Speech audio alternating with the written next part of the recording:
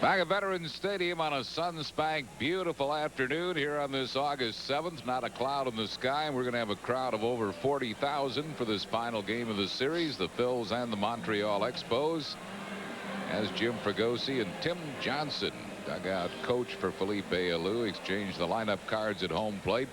Montreal with a 5-game lead over Atlanta, National League East, and if indeed the players do go on strike next Friday, the Expos with a win today would clinch National League East at least before the strike date. 5-game lead with 5 to play. And they certainly deserve it because they've won 18 out of 20. Felipe Alou and his staff doing a great job. They have a good, well-balanced baseball team, and they have taken it to the Braves and gone way by them. Been quite a year for the Spos, and of course they want to see it continue, as do all of us. Montreal is in great position here in National League East. Second place team will probably get the wild card in the expanded playoffs, if indeed we have playoffs in this 1994 season. There's Bobby Munoz coming in from the bullpen along with pitching coach Johnny Padres, and Munoz has been a real plus this year. There haven't been a lot of pluses with all the injuries for the Phils, but Bobby certainly has been one of them. Yeah, if you look for pluses this year, Munoz, as you said, Harry's one. They have developed some pitching this year. That's one thing they're really pleased about. And the other thing that Fregosi talks about all the time is the improvement of Kevin Stocker and Mickey Morandini. Both of them have done a very good job. They've really come on to be good, solid players this year. Mickey Morandini getting a chance to play a lot more with the injuries and the move of Mariano Duncan III, then subsequently Duncan on the disabled list. Duncan's back tomorrow. Duncan will be back tomorrow and will play tomorrow night against the New York Mets. He feels good. They think he's 100%. And that will mean that Morandini, of course, will continue to play second base, and Duncan will go back and play third, where he was doing such a good job.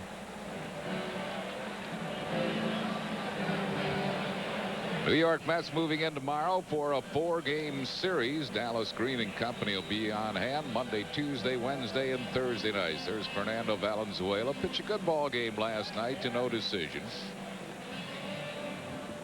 But Fernando, at age 33 and having been purchased from the Mexican League, looks like he can still keep you in ball games. He certainly has in every start for the Phillies. Yeah, the problem with the games that Fernando seems to pitch is they don't get him many runs. He's always in a game where a home run hurts him or a base hit hurts him in a spot. And, you know, he's always in a tight ball game. Now the Phillies take the field behind big Bobby Munoz, the 26-year-old, 6'7", 237, and Felipe Alou's starting lineup for Montreal this afternoon.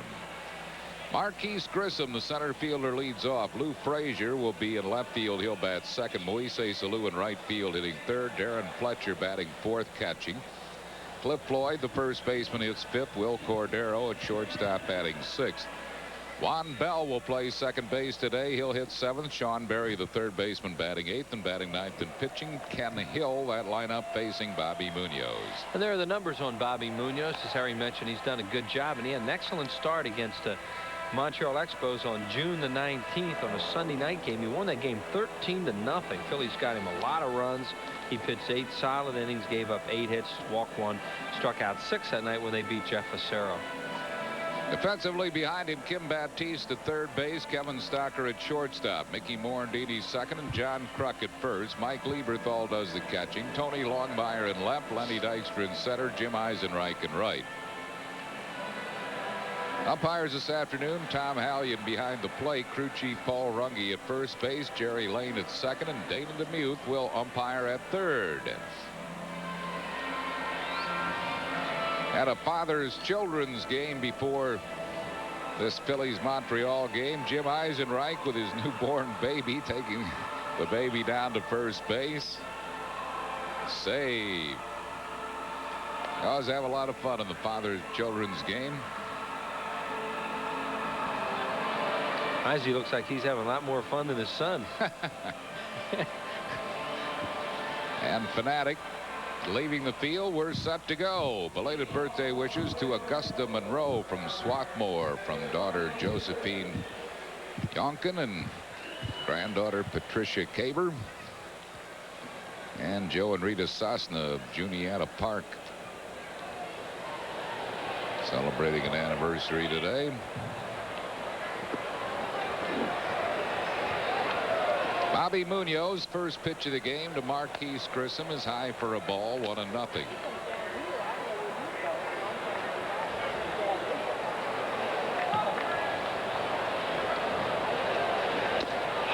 One ball and one strike to Grissom, who's hitting at .286. He's second in the league in runs scored with 91, behind only Jeff Bagwell, who has scored 102.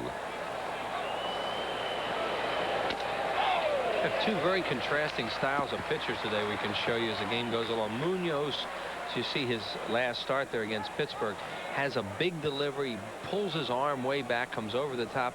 And Hill, who you'll see later, is a real short armer who throws very hard that way. They're very, very different in their styles of pitching, yet both of them have good fastballs. There's the all-star right-hander Ken Hill, and you'll notice a dramatically different type of delivery he has.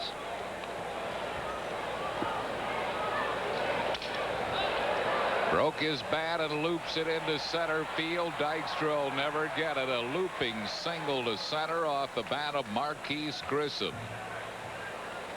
So Munoz jammed him, but Grissom is on, and now the track meet begins. And Grissom got that ball off the end of the bat. Dykstra gets this big high hop on Sundays and knows that he has to try and block it as best he can, and did there. The Expos lead the league in stolen bases. Montreal has stolen 132 bases. They're well out in the league lead in that department. They haven't stolen a base in this series yet. But they'll have to keep an eye on Grissom, who is third in the league in steals with 35. Munoz is a guy he can run on, too, because of that big high leg kick. Lou Frazier, the switch hitter, batting at .272. Knocked in the winning run in the 11th inning of last night's game. Although he has been in the throes of a slump, he's nothing out of 22. Frank Solak of Trenton, New Jersey, an 81st birthday from Stella, Audrey, Frank, Joan, and Marcia, and from us, celebrating in Trenton. 2 balls and a strike to Frazier.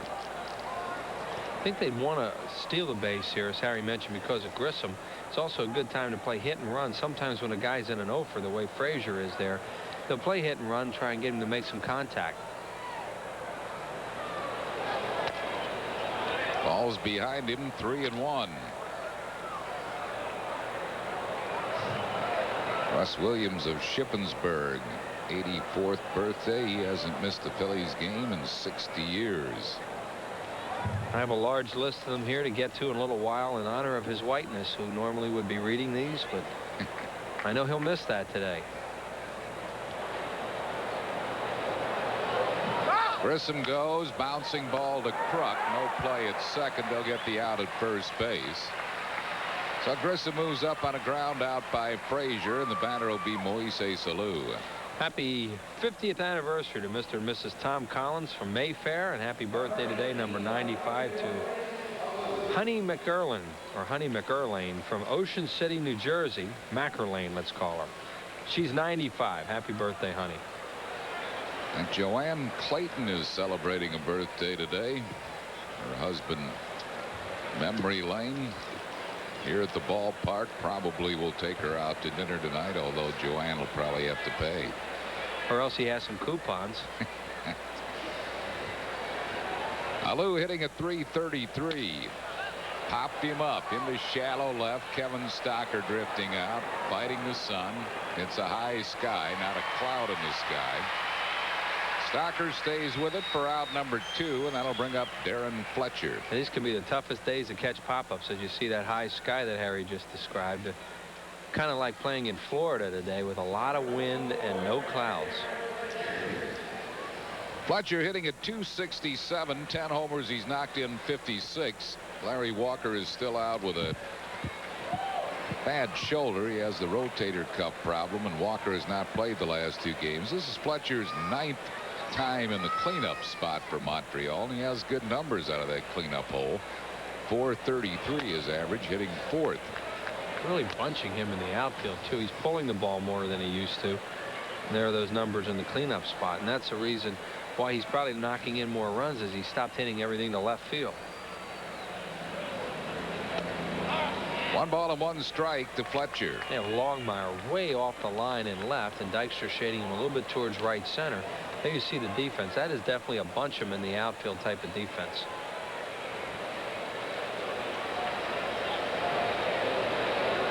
Harold Stumpy Silfies of Nazareth, Pennsylvania, longtime Phillies fan, his 70th today.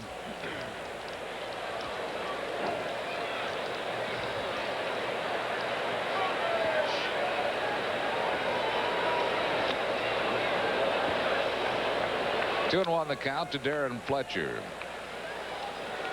Sheila Romagano of Lancaster, Pennsylvania. Send along our best for speedy recovery. Sheila recovering from shoulder surgery. Grissom at second with 2 down. Missing. Falls behind Fletcher, 3 and 1. Cliff Floyd is due up next.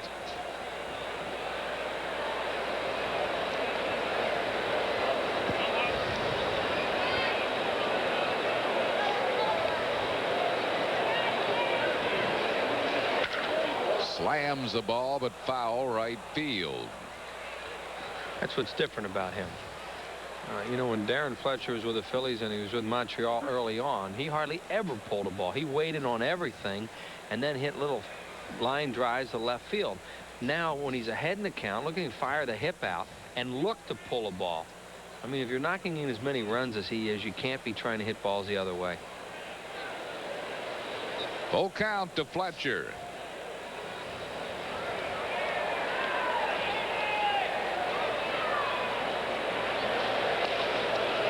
Walked him.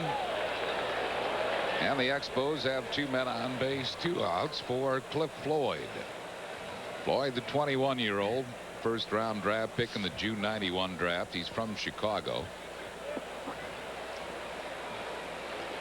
The rookie is batting .283. Been a good hitter this year with runners in scoring position. .337 with runners in scoring position.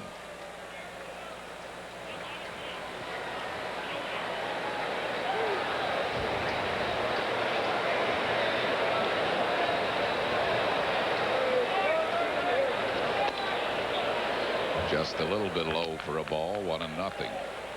So Floyd earlier this year, he was a big man with a little man swing, and they say he's changed that a little bit too. He was hitting down on everything, hitting a lot of ground balls. This guy should be a lift the baseball type of hitter with his size. Low, 2-0. Munoz has pitched behind here in the first inning. That hasn't been like him. His control has been pretty good for the most part. He really was fortunate. He got a Lou out on just 1 pitch. And see, he hasn't walked many batters his last 5 starts. There goes Grissom, but it's pop foul out of play. 2 balls and a strike. Marquise had a running jump at second base going on his own because Fletcher did not trail. Yeah, and there's 2 outs. So you hardly ever double steal with 2 outs. It's just Grissom figuring he could get the 3rd. There's a Lou talking about that swing we were talking about with Floyd. Floyd really needs to get extended because he's so strong. Line drive left field. That's a fair ball going all the way to the corner. Grissom will score. Fletcher is going to be waved around, although he stops on his own. A double for Cliff Floyd, and the Expos lead 1-0. Jerry Manuel had waved Fletcher all the way, but Fletcher was a reluctant base runner, so he held at third base. Well, he doesn't run very well, does Darren Fletcher, so I think he trusted his own instincts and stopped. Here's a funky swing by Floyd. Inside out at it. He still doesn't look like the kind of guy that he's going to be someday, where he really drives the ball, at least when you see that kind of swing. We'll bring up Will Cordero. Cordero hitting at .297, 15 homers. He has knocked in 63. Longmire was playing Floyd around to left center, the left-hand hitter, so he had a long run for it.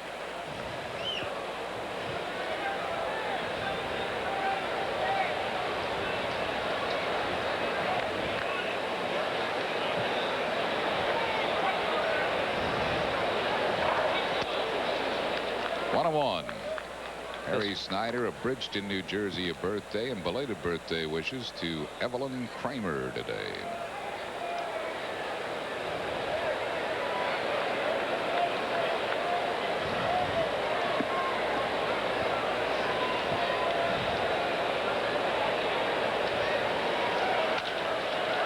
Pops him up in front of the plate. Lieberthal looking for help, now stays with it and makes the catch. Munoz was not going to get that ball. Tatis might have had a shot, but Lieberthal makes the play in fair territory to retire the side. A run, 2 hits, no errors, and 2 left. After 1/2, Montreal 1, Phillies coming to bat. It's a great-looking bag that holds lots of stuff. All fans 14 and under get a free oversized equipment bag courtesy of Pico Energy when the Phillies play the Rockies Sunday, August 28th at 1:35. Call 463-1000. Like a Veterans Stadium, the Expos have taken the field for the bottom half of the first inning. And Jim Fragosi's starting lineup for the Phils this afternoon. Lenny Dykstra in center field leads off. Mickey Morandini second base bats second. Jim Eisenreich right field hitting third. John Kruk first base bats fourth. Tony Longmire left field hitting fifth. Kim Batiste at third base will bat sixth. Mike Lieberthal catching hitting seventh. Kevin Stocker the shortstop bats eighth. Bobby Munoz pitching and hitting ninth. That lineup facing Ken Hill. Ken Hill is a staff leader for the Montreal Expos with 15 wins, tying with Greg Maddux for tops in the National League, and one off his season high of a couple years ago when he won 16 games for the Expos. Defensively behind Hill, it'll be Sean Berry at third, Will Cordero at shortstop, Juan Bell playing second, Cliff Floyd at first, Darren Fletcher behind the plate, Lou Frazier in left field, Marquise Grissom in center, and Moise Salou in right. Lenny Dykstra leads off for the Phillies. He's hitting at .279. Tied for fourth in the league in walks with 64, sixth in the league in on-base percentage. As we said at the top, good numbers against Ken Hill lifetime, a .571 career hitter off this right-hander. Send along our best wishes for a speedy recovery to our good friend Frank Lazoric. Frank at St. Luke's Hospital in Bethlehem, Pennsylvania. Hits the ball hard, but short hop nicely by Juan Bell, and Dykstra's retired. Brings up Mickey Morandini. Mickey batting at .294.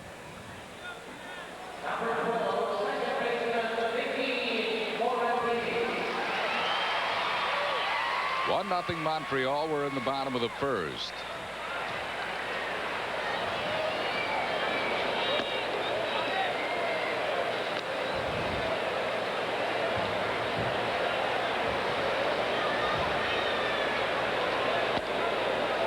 Two balls and no strikes. Best wishes for a speedy recovery to Pete Coppola, recuperating in Underwood Hospital in New Jersey.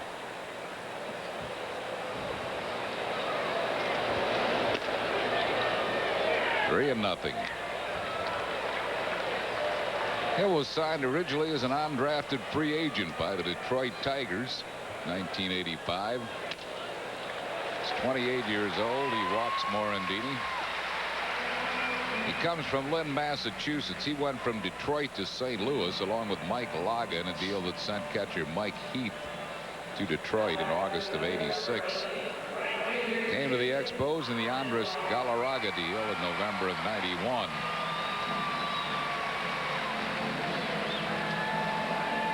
Lifetime, he's 10 over 500, 63 and 53. 8 and 4 lifetime against the Phillies. Morandini got a good jump. No chance for Fletcher. Stolen base. Mickey Morandini is 10th. Like Mickey Morandini was anticipating a forkball that time from Ken Hill, and you can really run on that pitch. And it appeared that it was a forkball. See, Morandini does not look in. It's a straight steal all the way. And it was a tough pitch for Fletcher to handle. Here it is right there. It's a forkball in the dirt. Fletcher does well to even block it. No question that the Phillies, if you were to select the Phillies MVP this year, it would be Danny Jackson. But for position players, non-pitchers, you have a tough time I'm figuring who would be the MVP. Maybe the guy at the plate this year. Maybe Morandini, even Stocker. With all the injuries the Phillies have had, his position players, Eisenreich's had an excellent year, hitting at .296. Yeah, they're the guys that have really played the most, too. And even Stocker was out for a number of weeks with a hand injury. Those are excellent numbers for Eisenreich with runners in scoring position. According to Jim Fregosi, he thinks that Ken Hill is the best athlete of any pitcher in the league. As far as fielding his position, hitting, and just doing all the things you need to do to be a quality pitcher, he puts him #1. I might argue with Jimmy about that and bring up a fellow by the name of Maddox. Yeah, I would find it hard to believe that you would argue with the manager about anything. In fact, I can't wait to get that one started.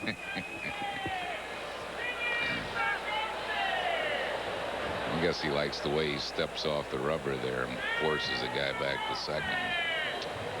Mr. Maddox, you know, is not a bad fielding pitcher, not a bad hitting pitcher. I didn't say that I felt that way. I just said that's what the manager said. Oh, this has the makings of another good one. I like. A little bit low, 3-1.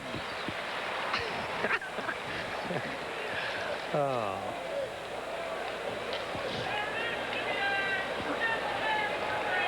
3 balls and a strike to Eisenreich. Eis has hit well here at home. .370 his numbers here at Veterans Stadium. Wide, he walked him. Back-to-back walks. And it'll bring on John Kruk. This is what Ken Hill did when he was with the Cardinals, when he was just an average pitcher. He was wild. And when he went over to Montreal, he really found himself as far as his control. Joe Kerrigan, pitching coach, looks on there along with Felipe Alou. Kruk sent the game into extra innings last night with a pinch hit home run, adding at .295. Lifetime of .303 hitter against Hill, including a homer. Birthday wishes to our good buddy Harold Doc Doherty in Norristown from wife Elaine and from us.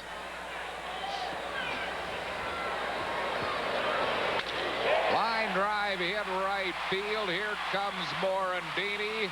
Alou's throw is strong but late. Ball dropped by Fletcher. And this game is tied at 1-1 going to third. Eisenreich. What a throw by Moises Alou. Unbelievable throw. You know, you're used to Alou playing left field and know he has a good arm out there, but now that he's in right, he really has a chance to air it out. First of all, Kruk looked like he got a first ball fastball here, and he really hammers it up in the strike zone. The base hit. Alou got a good jump on this ball. Look how well he charged it. And that's why he had the momentum, though, to throw home this way. It looked like when that ball was hit, there would be no play because Morandini's a good base runner. He just beat the tag. It was a short hop for Fletcher, too, and it was a tough ball for him to handle. So we are tied at 1-1, and it brings on Tony Longmire. Long hitting at .227. 1-0. Longmire has good numbers with runners in scoring position, .321. So far, it appears that Hill's trying to establish his fastball. And then, of course, he'll use his forkball a lot. And he's wild with his fastball, and they've also hit his fastball.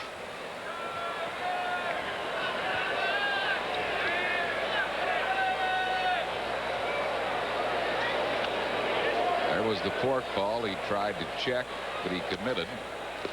1 ball and 1 strike.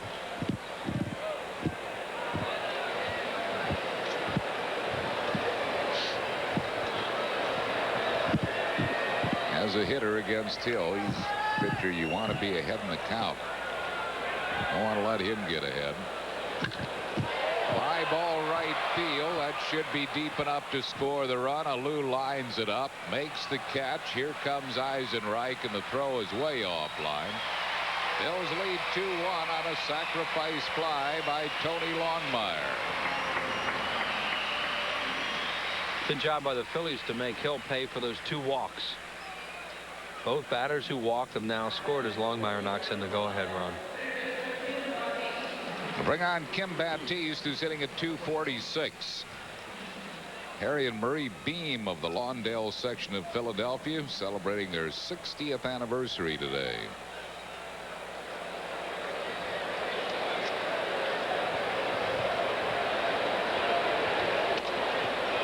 One ball and no strikes to Baptiste. Happy birthday number 73 to Rita Gorman of South Philadelphia, and to Florence Martin, 70 today. She's from Palmyra, New Jersey.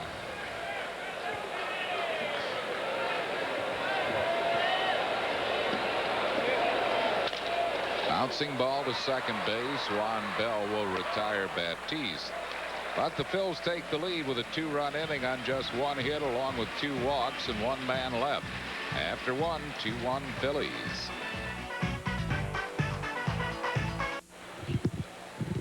After 1 inning of play, the Phils 2 and Montreal 1. Upcoming telecasts of Phillies baseball include Monday and Tuesday nights games with the New York Mets. Sports Channel tomorrow night, and on Prism Tuesday, both games at 7:30. Sports Channel on Monday, Prism on Tuesday. Juan Bell leads it off. Bell hitting at .269. 1 ball and no strikes. Giving Mike Lansing a rest today. Lansing has been playing most of the games, and Bell's done a good job off the bench for Montreal. Back through the middle, off the glove of Stocker. It'll be a base hit for Juan Bell. So he's a leadoff base runner, and that's the 3rd hit given up by Bobby Munoz. And Juan Bell, in his short time in a Montreal uniform, has really hurt the Phillies. He helped beat him a game early in the year, and he does seem to get some hits. Now, last time against Munoz, he struck out 3 times against Bobby in 3 at-bats. Brings on Sean Berry, hitting at .270.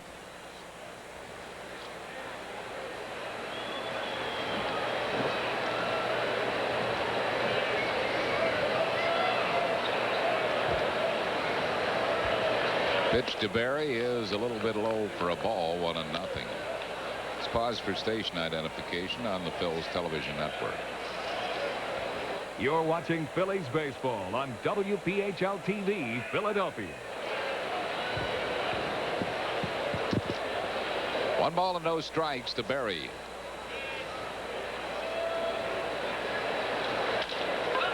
Fly ball down the right field line. Long run. Eisenreich. He'll never catch up to it. It's a foul ball, and it's 1 ball and 1 strike. Birthday wishes today to Jimmy McNulty. Send them along to him, and also to Joan Blankley from Seacane, who's been a Phillies fan for 44 years. James Laurie, a 90th birthday today. And Marie Biggins celebrating her 75th. What a gorgeous day.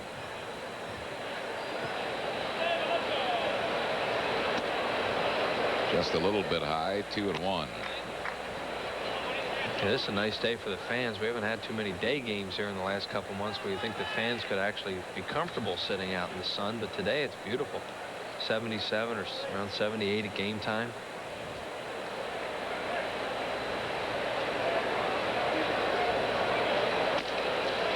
High 3-1. He's pitched behind an awful lot of hitters here in the early going. Well, both of them have, and I think you'll find more of that today than maybe in some other games, because Tom Hallion, as you look at Jim Fregosi, there is a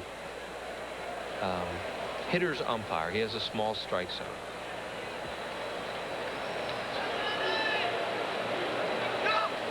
Runner breaking, but it's lofted in the air on the right side. Mickey Morandini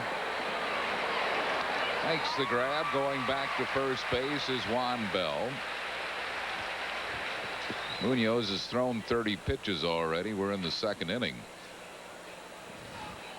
This copyrighted telecast is presented by authority of the Phillies and may not be reproduced or retransmitted in any form without the express written consent of the Phillies. This guy has 13 sacrifices this year, Ken Hill. Does that lead the league? I don't know, but it's got to be awful close if it doesn't. It leads the league. Andy Benes has 12.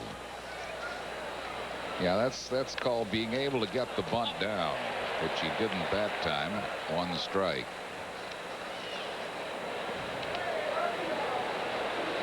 I guess that's one of the reasons why the manager thought that he might be one of the best, no, the best pitcher athlete in the league, even though there would be some who would disagree. Hill has one career home run. Who did he hit it off? You saw it. Yep, he hit it off. Was it Mickey Weston? That's exactly right. Yeah, I'll never forget that game. Boy, did he get hit Weston. hard. That was a day game, a weekday day game at Montreal.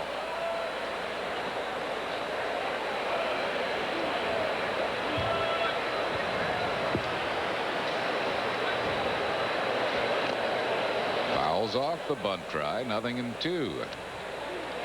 Bell at first. He's stolen 3 bases. The thing about Montreal steals is they not only steal a lot of bases, they're hardly ever thrown out. Phillies threw them out last night, what, 2 or 3 times, which was remarkable.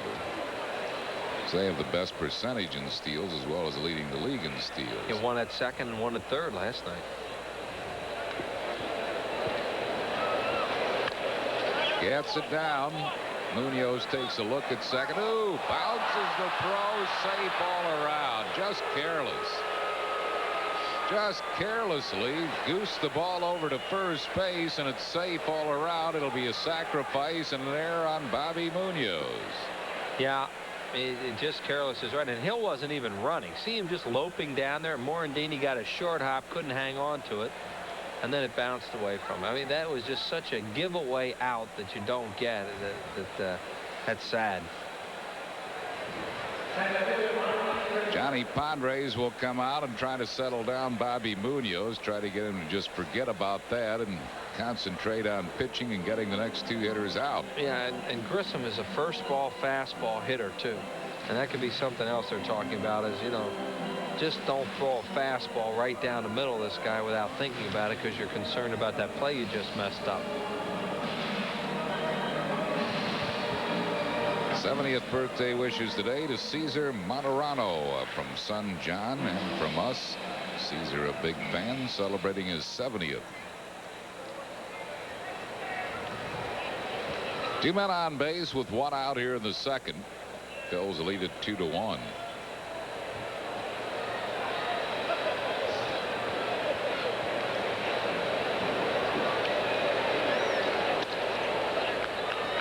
Nothing to Grissom. He singled and scored the Montreal run, his first time up, his 92nd run scored this year.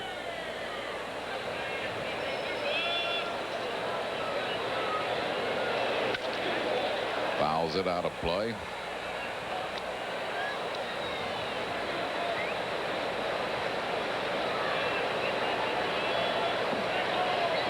One ball and 1 strike.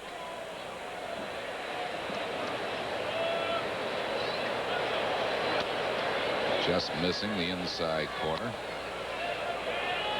2-1. Will not have an expanded plate today.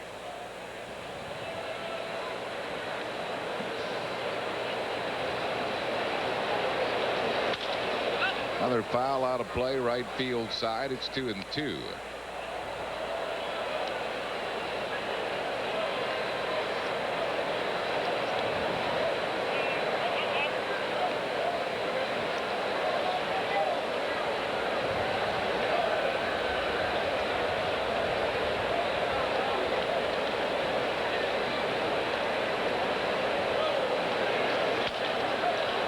Him up, foul and playable. John Kruk down with the sunglasses, makes the grab. Grissom's retired for out number 2, and it'll bring up Lou Frazier. Frazier grounded out his first time up. Juan Bell at second and Ken Hill at first. Phillies have a streak going here, and Sundays at home. The Phillies have won their last 8 consecutive Sunday home games. Overall, the Phillies are 8-1 on Sundays here at the Vet.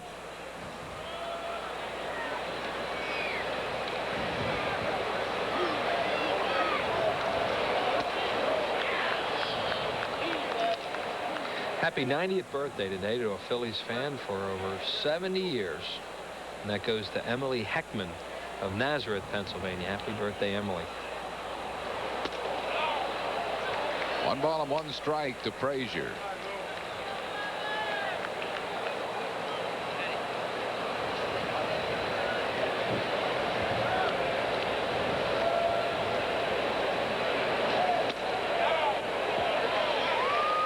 2.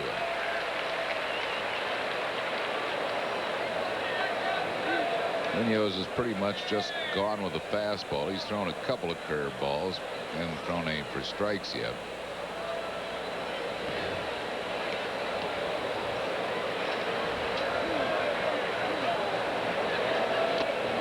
Foul tip struck him out.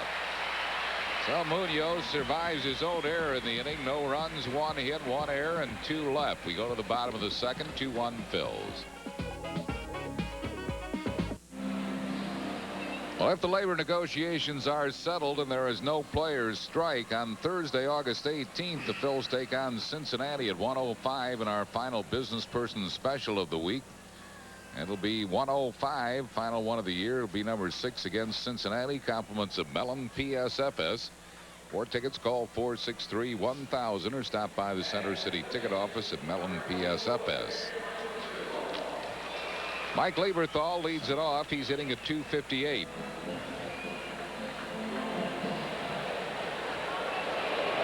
Phil's leading at 2-1.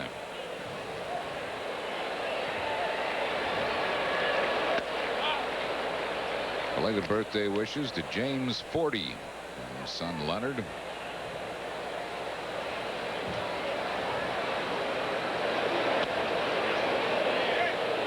Slider. The appeal going to Paul Runge, who says he swung. No balls and 2 strikes to Mike Lieberthal.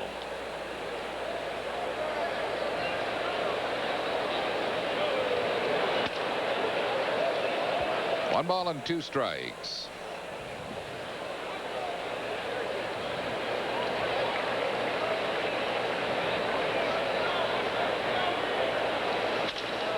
Ground ball.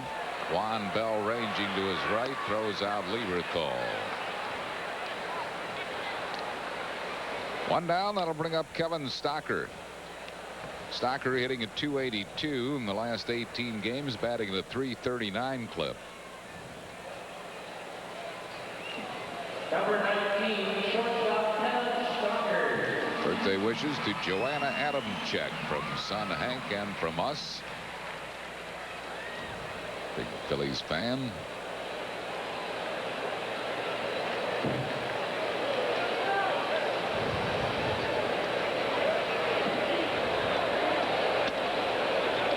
I talked about Ken Hill earlier. It's amazing how hard he throws the way he short arms the ball. He takes it out of his glove, hooks it back by his ear, and lets it go. He really doesn't have much extension. Ground ball smothered foul, 1-1. Hill last year was hampered a lot with a groin muscle pull that really. See, look how he short arms. Right from there, and he's the kind of guy you think he'd have arm trouble. As you mentioned, Harry, he had leg problems more than anything throughout his career. Not a whole lot of arm problems. Fly ball into left center field. Grissom there makes the catch for out number 2. He was 9-7 last year, and he suffered that groin muscle pull, which really bothered him for a couple of months. But the year before that, he won 16 and lost 9. He's really pitched well since coming over to Montreal from St. Louis. Well, most of the guys that short arm the ball the way that he does are sinker ballers. Just by that motion, they're going to sink it up there. This guy's a power pitcher. 1 strike to Munoz, who's batting a .188. Bobby has hit a home run this year off Kent Merker.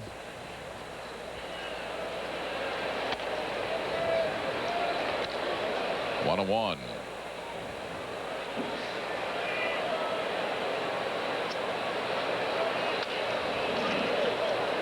Had a cut, fouled it back. 1 ball and 2 strikes. Happy birthday today to Kathy Moore and Jamie Albertson. We got a nice letter from Kathy, who happens to be a big Todd Callis fan. Really? Very nice. Fan club of Todd Callis is growing rapidly. And rightly so. Broken bat off the glove of Hill, picked up by Cordero, throws it away. Munoz will go to second base. Cordero had more time than I think he thought he had. He thought he really had to hurry his throw. He didn't. Munoz wasn't close to first base. Watch this. Yeah, the ball, it goes off Hill's glove, and Munoz took that big swing, and he didn't get out of the box at all. And Cordero has all kinds of time to throw him out. Watch. I mean, he's not even in your screen yet. Not in the picture yet. He could have almost set himself and thrown. And we'll have to wait and see how they score it. They're going to give Bobby Munoz a single and an error on Cordero. Munoz really hustled around first base too when he saw that ball get over near the tarp. Bobby is a very good athlete.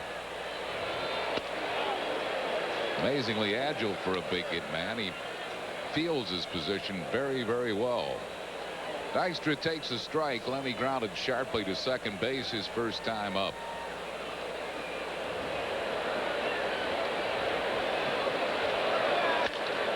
Fly ball left field. Coming on is Frazier. That will retire the side. No runs, one hit, one error, one left after 2-2-1 Phillies.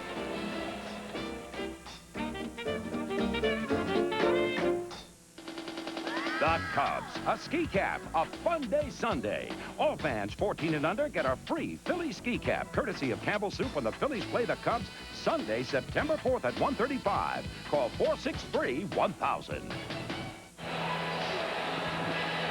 Third inning, Phil's lead 2-1. Our trivia question of the afternoon is brought to you by Dodge.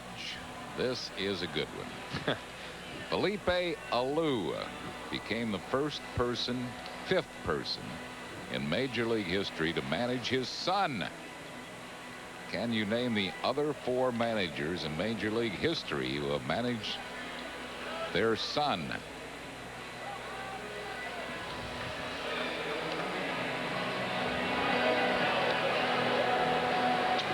Well, that is a good one. And Felipe's son will lead it off here in the third inning. He popped up his first time up.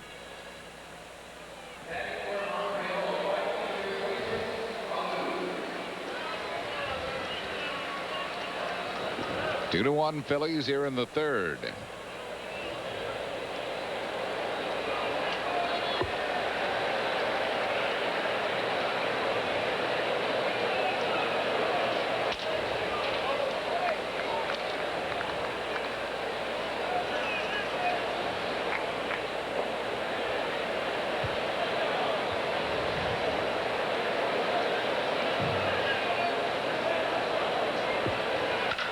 Hard ground ball off the glove of Baptiste, recovers and throws him out.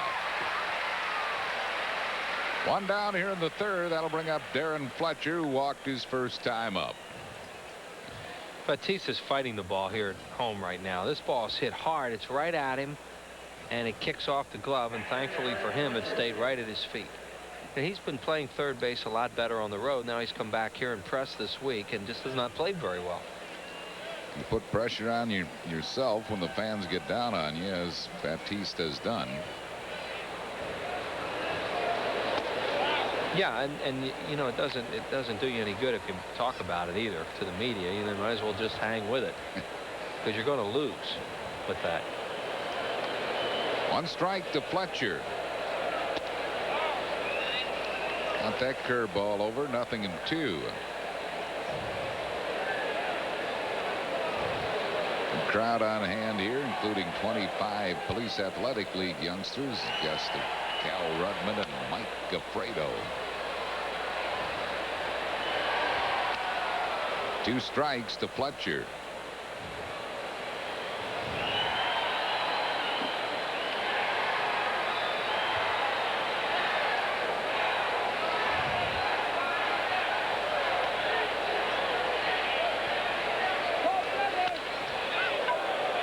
He rips the off-speed pitch, just fouled into the right field corner. 0-2 to Fletcher.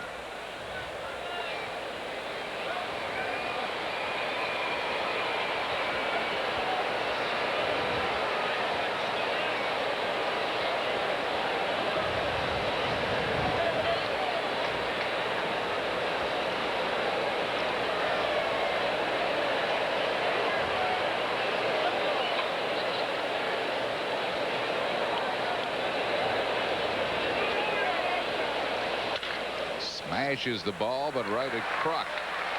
2 outs on 2 hard hit ground balls. And it will bring on Cliff Floyd. Amazing how way he's pulling the ball. How much harder that Fletcher's pulling the ball and hitting it. Well, if there is no work stoppage on Sunday, August 28th, all youngsters 14 and under will get a Phillies equipment bag when the Phils take on Colorado here at 1:35. Equipment bags are compliments of Pico Energy. For ticket information, call 463-1000. Floyd a check swing foul, and that nailed the umpire, Tom Hallion.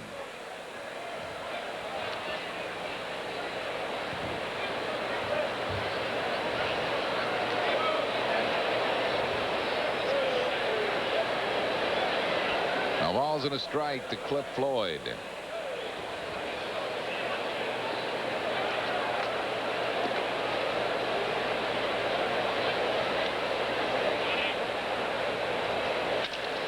Line drive center field, hangs up for Dykstra, and that'll retire the side. 3 hard hit balls with 3 outs. No runs, hits, errors, and none left. We go to the bottom of the third. 2-1 Phillies.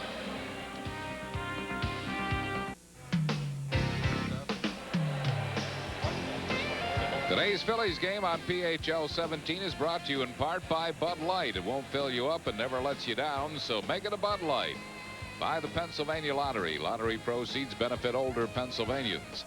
And by Bell Atlantic Mobile. A mobile phone is only as good as the system it's on. Choose Bell Atlantic Mobile. Mickey Morandini leads it off for the Phillies here in the third. He walked and scored a run his first time up. Down and in, 1-0.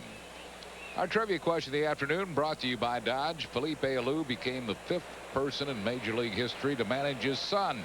Can you name the other 4? Well, how about well, a current one is an easy one. How about Hal and Brian McRae? That is correct. How about Kansas City? How about Cal Ripken with his sons Cal and Billy? That is also correct. Now it gets a little tougher.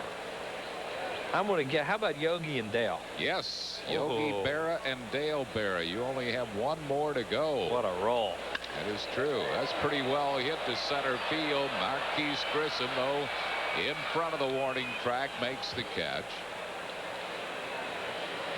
Well, I'll tell you the one I wrote down. I mean, I wrote down for him. I put down Maury and Bump Wills.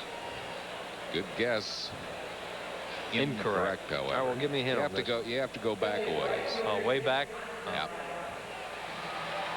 So I got my generation. So. Yep. Way back. How far back? Well, who was the most famous manager in Philadelphia history? Oh, the McGillicuddies. Connie Mack? Connie Mack. Yeah, the managed McGillicuddies. his son, Sure. Earl. Right. That was their name, the McGillicuddies. Over the head of Bell into right field for a hit for Eisenreich. So Eis is a 1-out base runner. It'll bring on John Kruk. He's singled to drive in a run his first time up. There they are. Good question. I played Little League Baseball with Earl McGillicuddy. Lived out in Newtown Square. Was a grandson of Connie Mack. Isn't Connie Mack's son a senator in Florida? Yep. That's correct.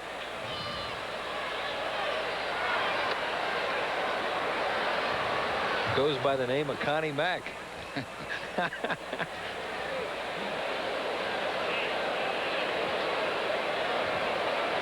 Phil's lead here 2-1. We're in the bottom of the third.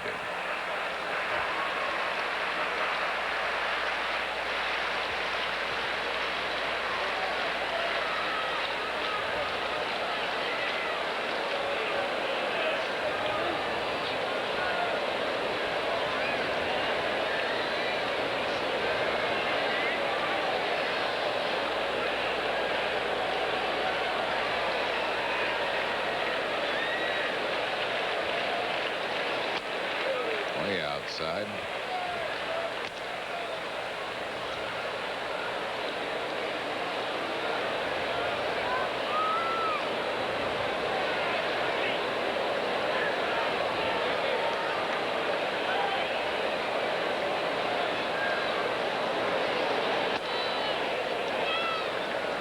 2 balls and no strikes. Hill is not sharp this afternoon, and the Phillies have gotten 2 runs off him so far. I'd like to try and get a little bit more because he's one of those pitchers can find it, and then he really gets tough.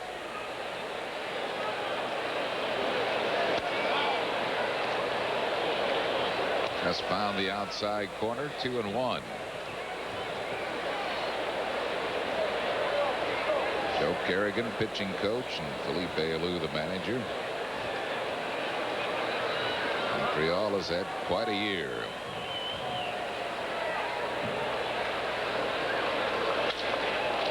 In the air to left field. Frazier backtracks and makes the catch. So Kruk is out on an opposite field fly ball, 2 down. That'll bring up Tony Longmire.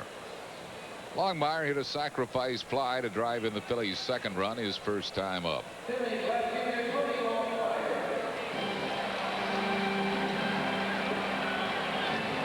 Eisenreich at first base with 2 outs here in the third.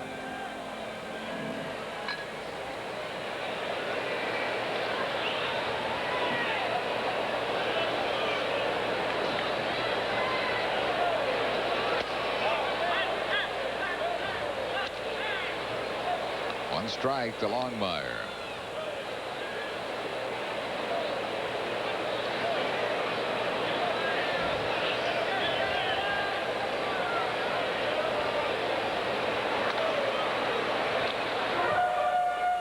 Eisenreich has stolen 6 bases. He's been thrown out twice.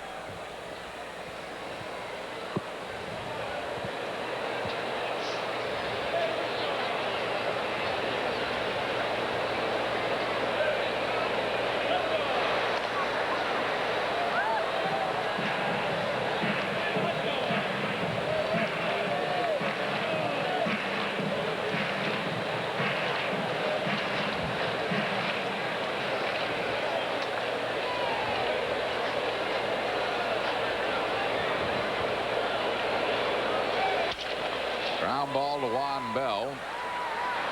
Longmire is out. So are the Phillies here in the third. No runs, 1 hit, no errors, and 1 left.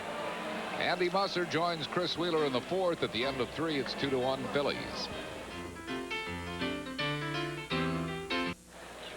Well, on Sunday, September 4th, everybody hopes we're still going to be playing baseball, and if so, the Cubs will be here at 1:35. A red Phillies ski cap for all fans 14 and under. Great way to show your true Phillies colors all winter long. Compliments of Campbell Soups. Call 463-1000 for your tickets. Andy Musser joins us here in the 4th inning for play-by-play. All right, Wheels, and the Phillies have a 2-1 lead at this point. Check swing roller right back to Munoz. Cordero, that's about as easy as you're going to get Cordero out. And the fans cheer because Bobby made a good throw to first base. Yeah, and Munoz is the wrong guy to get on with that cheer because he's really good. He's an outstanding fielder. He just made a lousy play on that ball back to him, that bunt that he threw in the dirt to Morandini. Yeah, you know, Bobby has a sense of humor about things too. Well, you know, they call that the Bronx cheer, and of course he played in the Bronx, so he knows what that's all about. Yeah, he says I don't mind people getting on me here. He says I got booed in New York. He says this isn't bad. Those are big league boos. Oh, they're good ones up there. The hitter is Juan Bell. He got a single back through the middle first time up.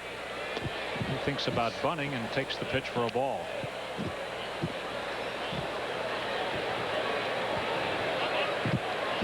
Bell has hurt the Phillies earlier in this year. Played a couple of games at second base and had a lot of hits. Talk about a guy who heard some boos. Yeah, when he was the Phillies shortstop. Oh. Yeah, the Philadelphia fans were tough on him. Yeah, he literally got run right out of town. I mean, you ever once in a while you hear a player say a player got run out of town? He did. There's no doubt about it in his case.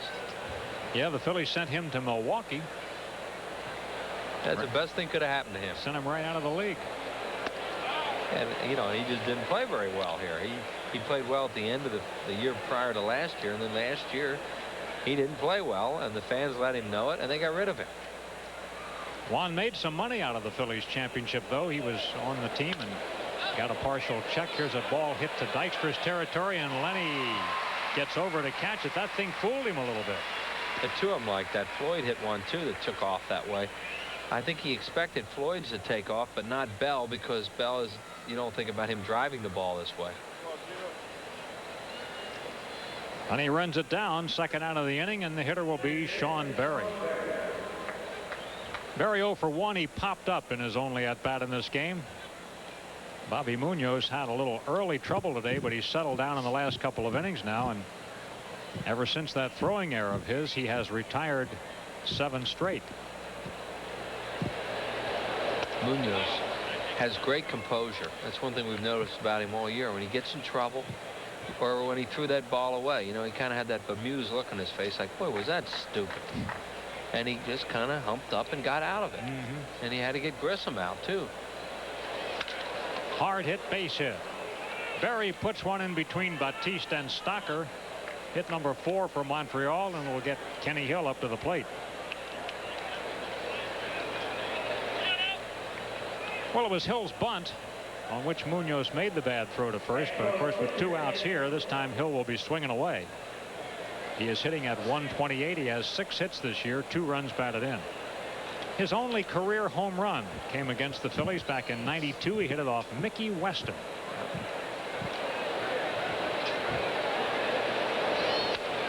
Jammed him in a foul back.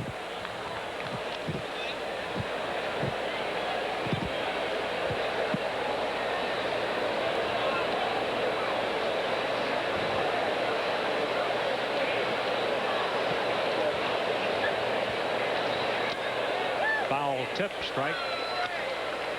0-2 on Kenny Hill.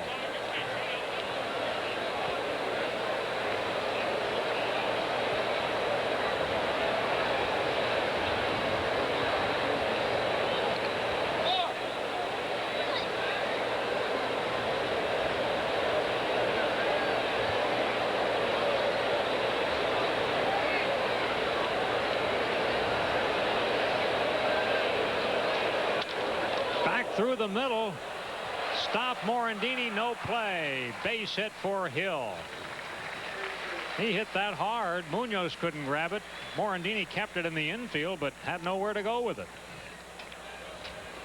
Munoz is pretty good on balls back through the middle. This was a hanging breaking ball, and he just didn't get down quickly enough on that one. And as Andy said, Morandini makes a good play here. Just couldn't get it out of his glove and into his hand in time to throw to second. Mickey has played tremendous second base. Oh, he has. Look at his frustration there of not having a throw. Here's Grissom, 1 for 2 today. Marquise hits it hard, but to Stocker, he bobbles, but gets it to Morandini in time for the out. So down go the Expos here in the 4th. No runs, 2 hits. They leave 2. We go to the bottom of the 4th. 2-1 Phillies.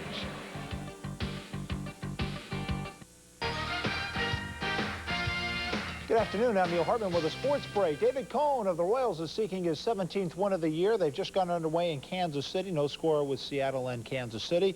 Minnesota 1-0 in the 2nd in front of New York. Milwaukee 2, Baltimore 0 in the 2nd. The Tigers' Tony Phillips, 2 home runs in the ballgame today, 17th and 18th of the year. He's 3 for 3, 3 runs scored and 2 RBIs. Boston in game 1 of a double dip leads 4-1 over Cleveland in the 7th. Chicago, California, Texas, Oakland later on today. Phillies lead 2-1. We go to the bottom of the 4th to Wheels and Andy back at the vet. And here at the vet, Kim Batiste will be leading it off for the Phillies, to be followed by Lieberthal and Stocker in the 4th inning.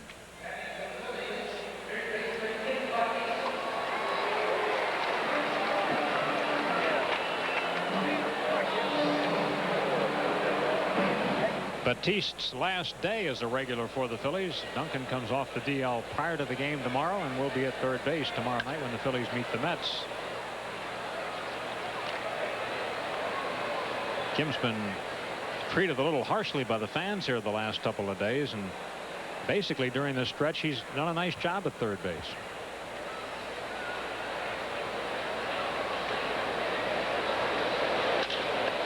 Ground ball deep short, backhanded Cordero. Good throw. Batiste is out, 1 down here in the 4th. Kenny Hill has gotten his share of ground balls today. Well, he tries to throw a lot of fork balls for one thing, and tries to keep his fastball down. He's got hurt a little bit on balls up, but he will get ground balls when he's pitching well. Lieberthal hit one. He grounded out to second in his only at bat. Hill does not have a ton of strikeouts, even though he can get strikeouts, but not necessarily known as a strikeout pitcher, especially this year. And today he doesn't have any. When he gets ahead of hitters and then throws his forkball, that's when he can get strikeouts when he needs them. In the air to shallow left field. Cordero goes out. In comes Frazier. Cordero makes the play. Lieberthal is retired for the second out of the inning. Well, fans, the homestand continues with the New York Mets coming in here for 4 starting tomorrow night. Each of those 4 games at 7:35. Danny Jackson, Bobby Jones tomorrow. Kurt Schilling, Mike Remlinger Tuesday. David West, Brett Saberhagen Wednesday. Tommy Green and Jason Hockamy on Thursday. 463-1000 for your tickets. Here's Stocker. Kevin 0 for 1. Fly ball to center.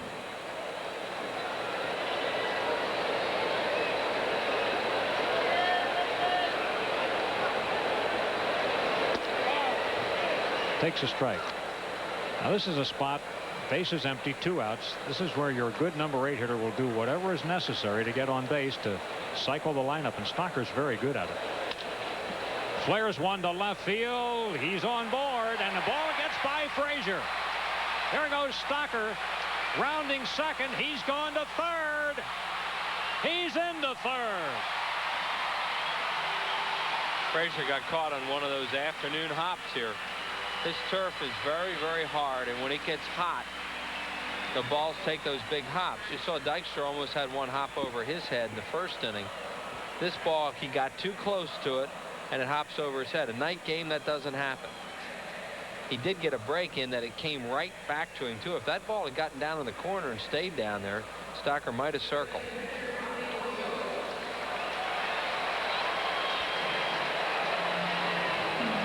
Bobby Munoz at the plate. They've scored that a triple for Stocker. Yeah, they almost had to, because he never touched it. Hopped right over his head. Here he comes for the plate. He scores on a wild pitch. Phillies lead 3-1.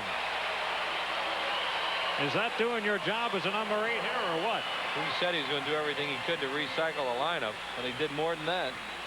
They get a run out of it. As Ken Hill fired that ball in the dirt, and Fletcher couldn't block it. Here it comes. Throws a forkball, and you see it bounce away from him. Phillies pick up the run. They're ahead 3-1. 2 balls and no strikes on Munoz, who got a hit his first time up. Hit one back through the middle. Amazing how high the ball hops here in daytime, summertime. When it's warm. It doesn't have to be humid, just warm with the sun beating down on this turf. And this turf will be replaced after this year, and it's really hard. You can see some of the infielders, the way they're fighting what look like routine ground balls. There's a look at it, because the ball comes so quickly on it and it has a lot of spin. Going to be a tough year for those Eagles. They'll be the last ones to use it, and you know, when that weather, when it gets frozen here in the wintertime, this thing is like concrete. Yep. Hits it hard to the gap in right center. But coasting over is Alou to make the catch for the out. Phillies pick up a run, 1 hit, nobody left on base. After 4, it's 3-1 Phillies.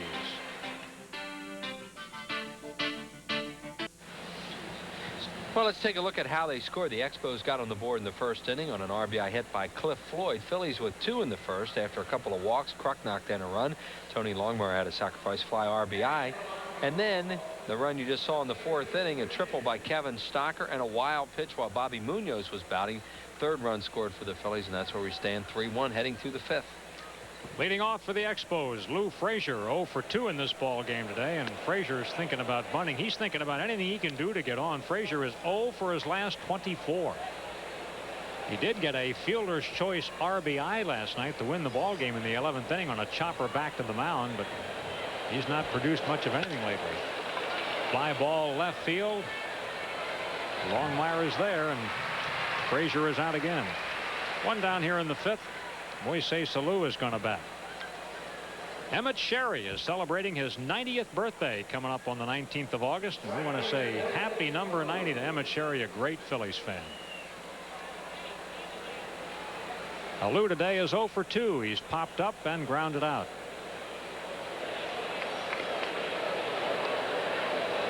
He's kind of been picking on the Phillies, batting .351 off Phil's pitching. Not that high against the league. He's .331 against the whole league.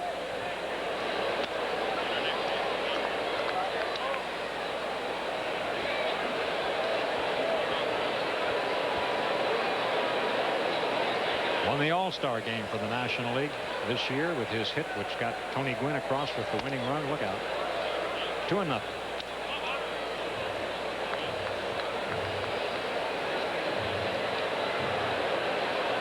Jim Fregosi was his skipper in that game.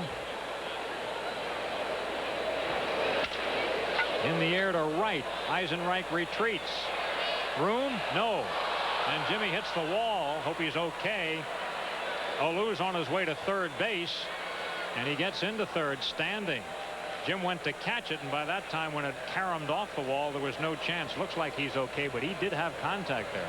Yeah, it looked like he either hurt a knee or an ankle then, because he hits the wall awkwardly. He catches a warning track here. Now he thinks he still has a chance, and now here comes the wall, and it's too late. Bang. And he got into the wall real hard, and it looked like it was his ankle. Then the ball bounces straight back, so Olu gets to get a third base on it. Right there. He hit very awkwardly. Now Jimmy waves off any treatment. That's triple number 5 for Olu. 1 out. Phillies keep the infield back, and Fletcher a chance to get the run in. Dykstra makes the play. Here comes Olu. Here comes the throw. He scores, and now it's a 3-2 ball game on Fletcher's 57th run batted in. A couple of weird triples in this game. Phillies triple by Stocker, and then that one by Olu, and Fletcher does the job. Lenny Dykstra made a heck of a play there, and he was going to have a chance to make a pretty good throw, I think, but he had to take an extra step. It looked like he just wasn't quite have his balance as he went to throw it the first time. Stepping in is Cliff Floyd. He doubled in the first run back in the first inning. It's 3-2 Phillies. Floyd 1 for 2 last time up. He lined out to Dykstra. Foul ball. Here's Dykstra. He's deep. Now here he comes on and catches it right there. See, now he takes extra steps, and that's what cost him. Lenny doesn't have a great arm, but with that much momentum, he would have had a chance at least to make a strong throw, and couldn't because his footwork was messed up. Floyd swings and misses. He threw out Carlos Garcia at third base the other day on one of his real good throws. I think he's throwing better this year than he has in a while. I mean, he's not one of those guys you say has a great arm out there, but I don't think they can first to third quite as much on him as they had been doing. Ground ball again, foul. That hit his foot and hurt him.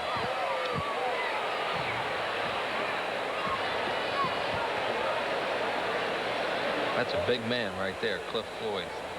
#1 pick, and has been a phenom at every level. And you wouldn't want to bet against him here either. He's having a pretty good year as it is. Felipe. Man can fly, too. Yeah, I was going to say Felipe Olu is bringing him along just the way Jim Fregosi does young players. Try to put him in a positive position to keep him from failing. Yeah, keep him away from a lot of left-handers at this point. The 1-2 pitch to Floyd. Got him with a breaking ball, off-speed pitch. That's Munoz's second strikeout. The Expos get a run, 1 hit, nobody left on base, and the score is 3-2 Phillies.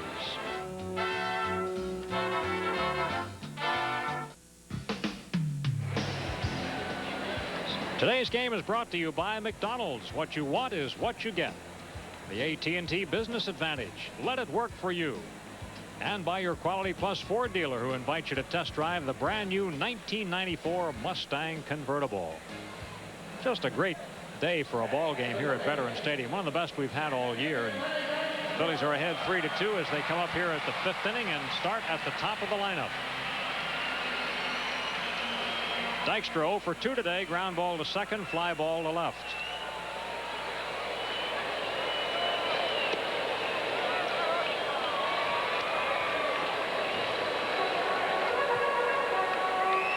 Dykstra, Morandini, and Eisenreich to face Kenny Hill. That's his split-fingered fastball.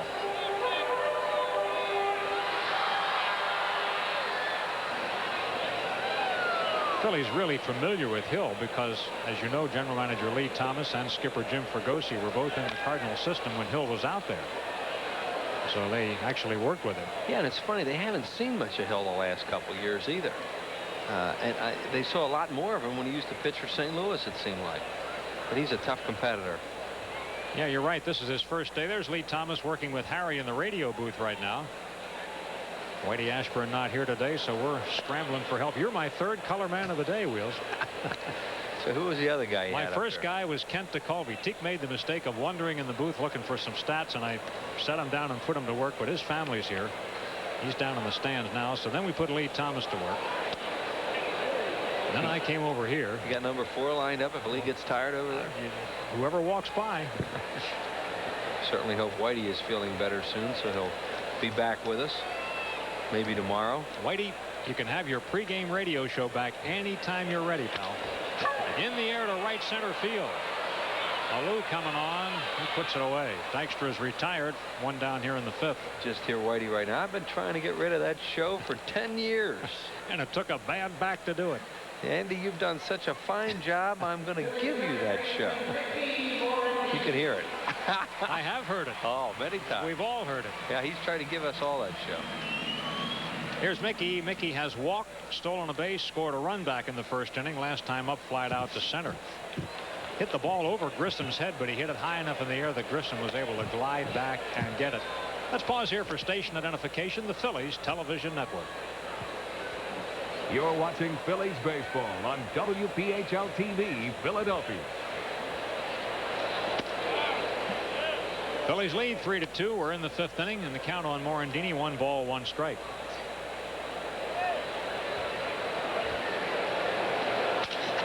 Past Hill. Cordero's there. Nice play. Floyd made the stretch. Cordero has been tested a couple of times at shortstop today. He's developing into a fine infielder. He makes a lot of errors, this Cordero, but he's going to be a real good one. Still very, very young and tremendously athletic. The only thing he really lacks is a strong arm. He has to cheat quite a bit in the infield to make up for a lack of that, but he can make all the plays. Now Jim Eisenreich, he has not been retired today. Eisenreich has walked and singled, scoring 1 of the runs. We're happy to see him get up off that warning track as he is Mr. Steady. Looked like he was injured on that ball a little hit. He was stunned. There's no doubt about that. Out of play. Whenever you see an outfielder go down, especially the type of outfielder that Eisenreich is, and he doesn't go after the ball, you know there's something wrong with it.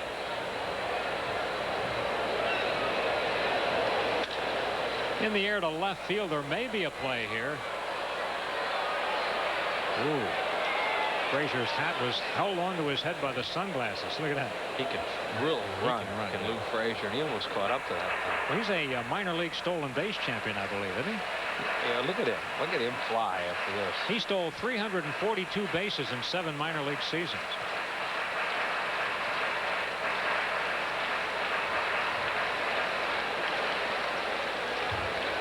Count of 1 ball and 2 strikes on Eisenreich. Fouls it off.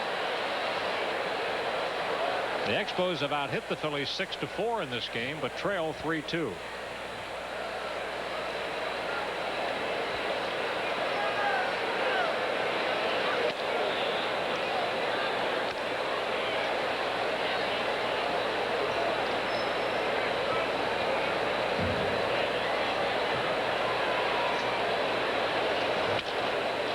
Here's a play for Frazier. And he puts that one away for the out. The Phillies have gone in order for the first time today. At the end of 5, it's Phillies 3, Montreal 2.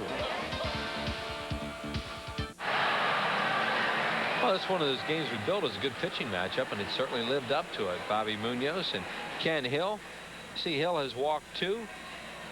He doesn't have a strikeout yet. Bobby Munoz with just 1 walk, and his control excellent again today. He does have 2 strikeouts. Phillies lead the game by a run. We head for the 6th inning. We just saw Cordero make a nice play, and now we're going to see him as a batter. Last time up, he was retired on a check swing, and that's about as easily as you're going to get Cordero. He's 0 for 2 today. He's become very, very quick middle in, and you have to be careful in there with him. And he's strong. Cordero batted in the 5th spot on the batting order the last 2 ball games. You don't see many shortstops batting 5th. Well, you don't see many shortstop with 15 home runs either. Fly ball, shallow right. Morandini back. He holds off Eisenreich, and Mickey stays with it for the out. Well, fans, we want to remind you that the 6th annual ALS Autograph and Auction Party scheduled for Thursday, the 25th. The tickets are sold out. 5,000 tickets already sold, but there are still tickets available for the memorabilia auction. You can get them by calling 463-1000. They cost $20 each. It's going to be a great night, and we'll see you here. Here's Juan Bell. He's 1 for 2, single, and he lined out to center.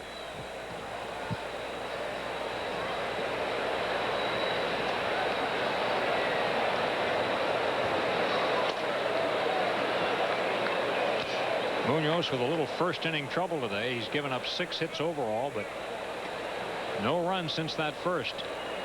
His 1 walk hurt him in the first inning.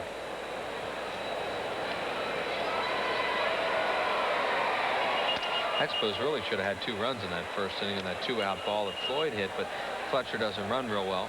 So he stopped at third, even though the third base coach looked like he was trying to score him. That's what I thought, too. If you hear the radio call of that, you'll hear the announcer saying that he's coming around third. He was.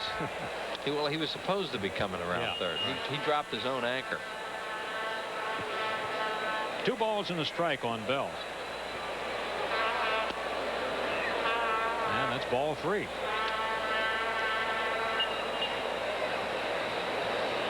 Bottom part of the order, Munoz would like to go at him with dispatch. He'd like to get him in order and then use Hill as the leadoff batter next inning, but no. Here's a walk to Juan Bell. Don't want to put the little guys on. That's just what Fregosi and Padres are thinking too, and Bobby Munoz has had very, very good control in his last few starts. 4 walks in his last 6 starts. Sean Berry, the batter. Sean is 1 for 2 today, a single.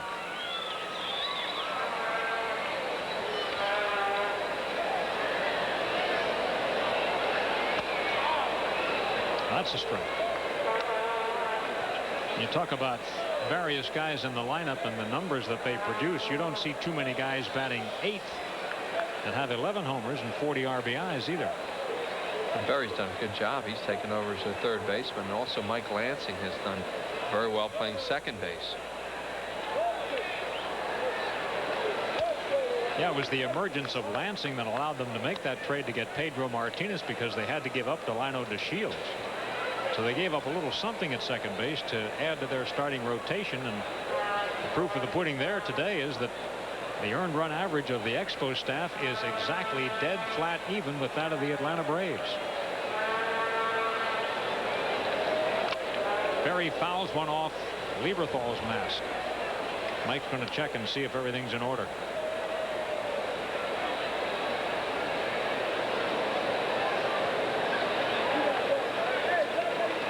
One ball and 2 strikes on Berry.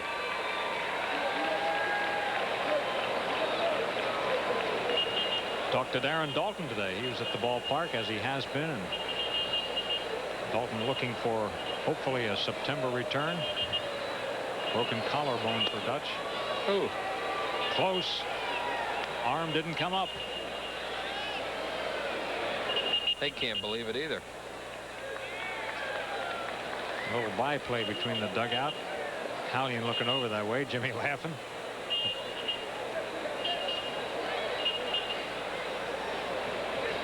Fregosi gets a big kick out of Johnny Padres. There goes the runner, and the ball is popped up. Eisenreich coming over, a long way to come. Too long, and the ball is out of play.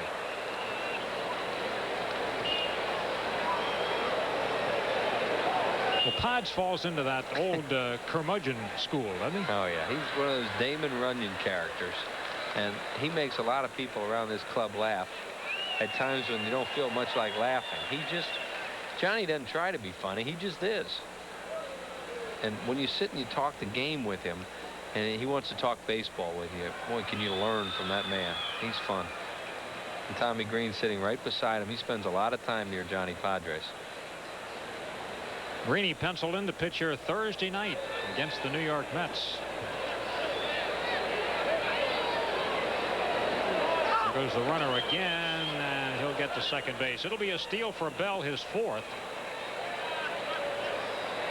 Bell was running on the pitch there, hoping Munoz would throw a curveball to Berry, trying to get him out with that pitch, and he guessed right there. That was a curveball in the dirt, tough pitch to handle for Lieberthal.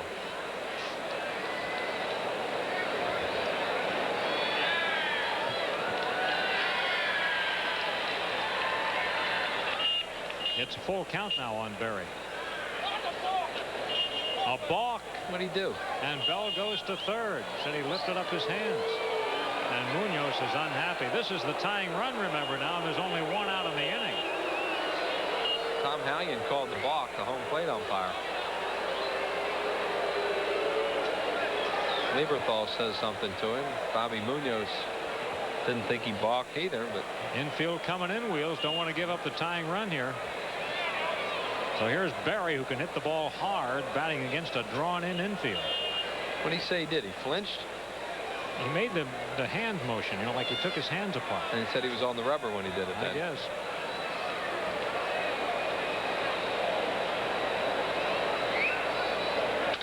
Berry gets the run in. It's a 3-3 ball game, so that turns out to be a costly walk, steal, and balk. He gets back.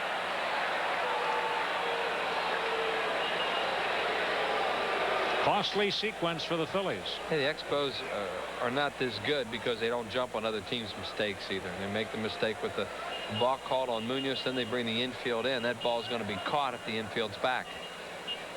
Just a routine ground ball.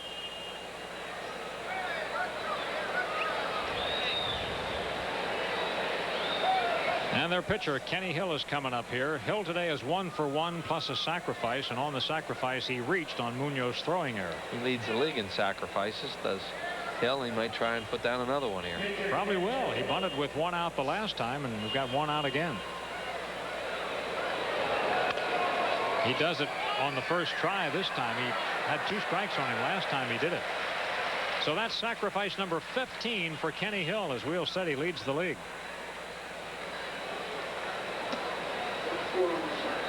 Now there are 2 outs, and that gives Marquise Grissom a chance to knock in a go-ahead run here in the 6th inning. It's a 3-3 game. Marquise singled his first time up today. That broke an 0 for 15 for him. He's been out 2 times since, so Marquise is 1 for 3 today.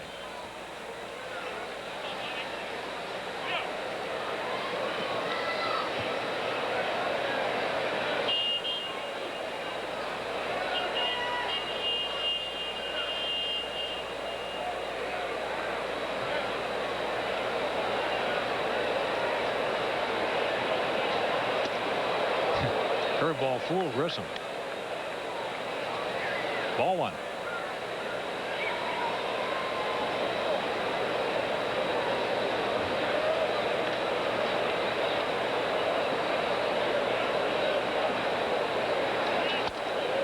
Whistling fastball inside. 2 balls and no strikes.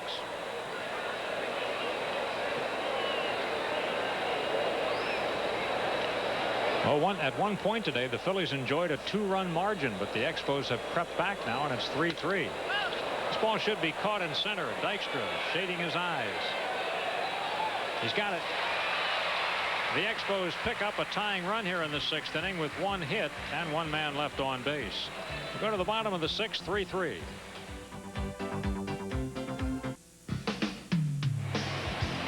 Today's Phillies game is brought to you by the Yellow Pages 9 out of 10 people use. The genuine Bell Atlantic Yellow Pages. Pico Energy. There's a new kind of energy around here. Pico Energy. And by your local Hyundai dealer. Hyundai, cars that make sense. Andy Musser with Chris Wheeler here at the vet. That's the scene right outside here. And that's the scene right inside. Today, all the youngsters got the watch, courtesy of Kraft. All the youngsters 14 and under. That young man has the blue cap, which was given out a week or so ago. John Kruk to lead it off for the Phillies. It's a 3-3 tie at this point. Kruk knocked in a run back in the first and flied out to left field. Here's one back to Hill. Kruk is out on a chopper to the mound, 1 down.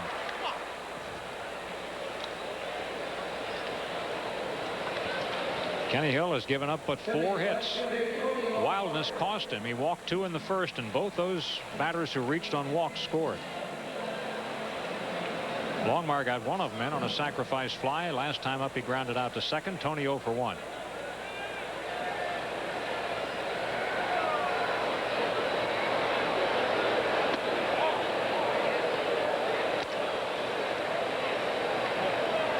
.3-3 tie. These teams were tied 3-3 at the end of 9 innings last night. 1-11 before the Expos had a rally that did not feature a ball getting out of the infield, but got him the win. Driving Grissom back. Can't get that one. A little too shallow this time. Longmire's got a double. Well, it's going to cost him sometimes, and that's an occasion right there. Exactly. Grissom takes chances because he plays so shallow, and occasionally someone will hit a ball over his head. But I think most pitchers will tell you that they would rather the player like Grissom play shallow and take that ball away in front, the way Gary Maddox did so well when he played here, than the outfielder who plays real deep and lets the ball drop in front of him. Kim Batiste, he's 0 for 2 today. Grounded to second, grounded to short.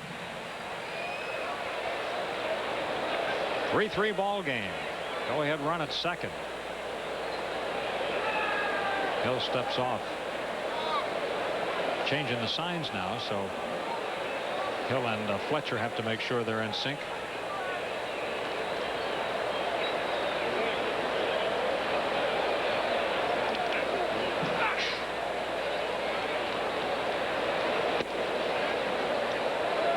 Ball 1 on Batiste. We were talking earlier about Mariano Duncan returning tomorrow, so Kim will go back to his backup role. Looking for his first hit in this series. This would be a good time for it, wouldn't it? Runner at second base, 1 out.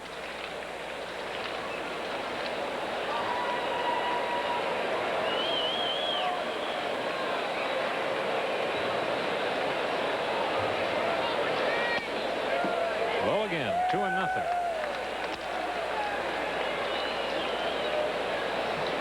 Bell is the infielder, Andy, that Longmire has to be aware of. Larry Boa trying to help him out. Bell's the infielder who's cheating towards second. Cordero's playing way deep in the hole. There you see the second baseman. So if they're going to put on any kind of a pickoff play, Bell's the one you have to be. You have to know where he is.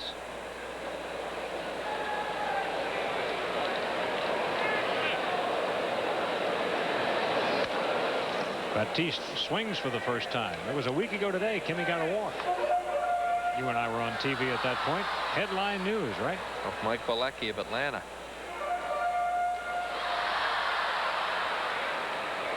Now Kim is quoted today by Jason Stark in the Inquirer as saying upon further review, maybe he'd like to be the first guy in the record book that didn't walk all season long. There's that pickoff play as Bell comes in. No throw issued. You could see Longmire was getting off quite a bit, and they were thinking about at least bluffing back there to get him back a little bit closer.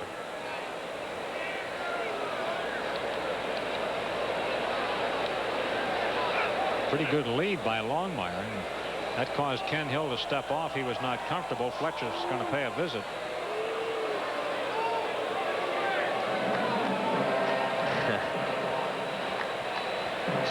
See they're bringing Bell in right now. Yeah. Well, evidently the Expos have a play, or they might put a pickoff play on by doing this. So you have to be aware of that.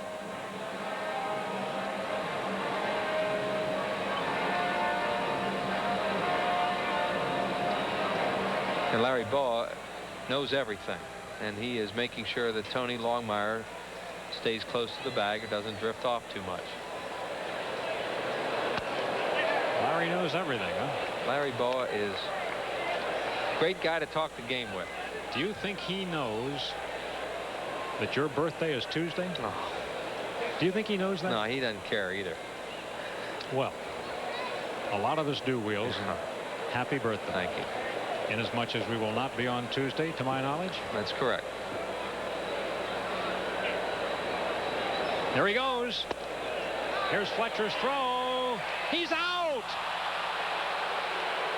Longmire caught at third base on a terrific throw by Fletcher. It was. They backed way off that time, too. Bell made no attempt to even come over and hold him on, so Longmire took a lot longer lead, thought he could steal the base, and went.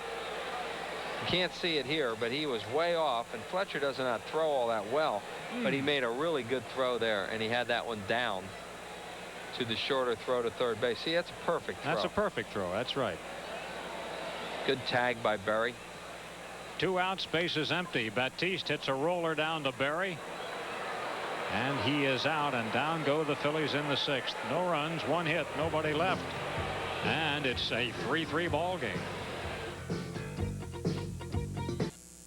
This is PHL 17 Philadelphia.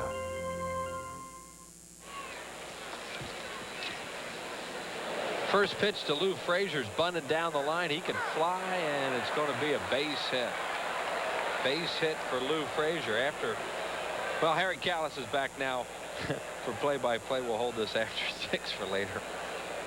Lou Frazier halts an 0 for 25 skid with that bunt base hit. And really nothing anybody could do about it. He laid it down perfectly. Kruk couldn't do anything about it. Munoz couldn't do anything about it. Great drag bunt, and Frazier can fly. And once he got it into that area, base hit. He might be off to the races. He's stolen 20 bases. He's only been thrown out 4 times in his career. 36 steals out of 41 attempts. Pretty good. Yeah. Doesn't get thrown out much.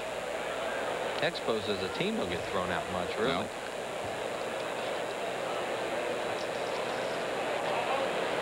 Moises Alou has popped up, grounded sharply to third, and tripled off the right field fence.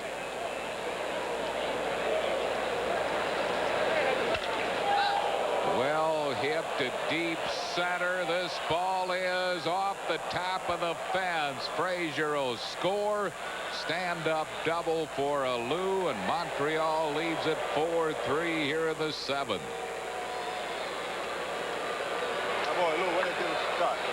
Good base running by Lou Frazier on that ball, too. I mean, he could see at the last second that it was going to get over Dykstra's head. He went to second base, and then once it hit the top of the wall, he scored. Moises Alou really drove that ball. He almost hit it out of the ballpark to dead center. He does use all fields, doesn't he? Oh, he's a good player. Brings on Darren Fletcher, who has walked, grounded sharply to first, and hit a sacrifice fly. Phillies, for the first time, will get some bullpen activity now.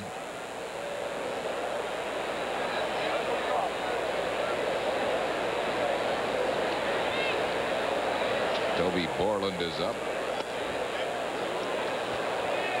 1 ball and no strikes to Darren Fletcher.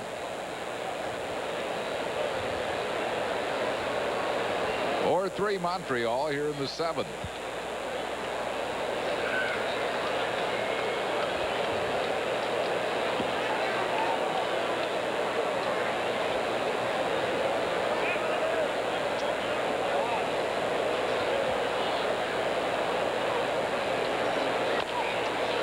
Beats the ball off his foot, foul down the first base side. It's 1-1.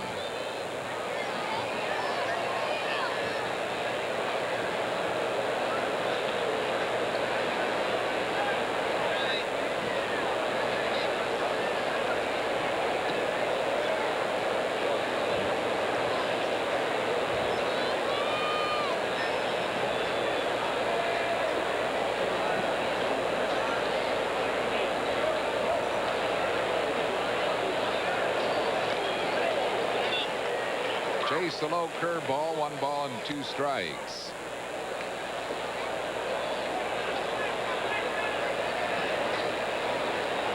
Alou, the runner at second base. Nobody out. A run across.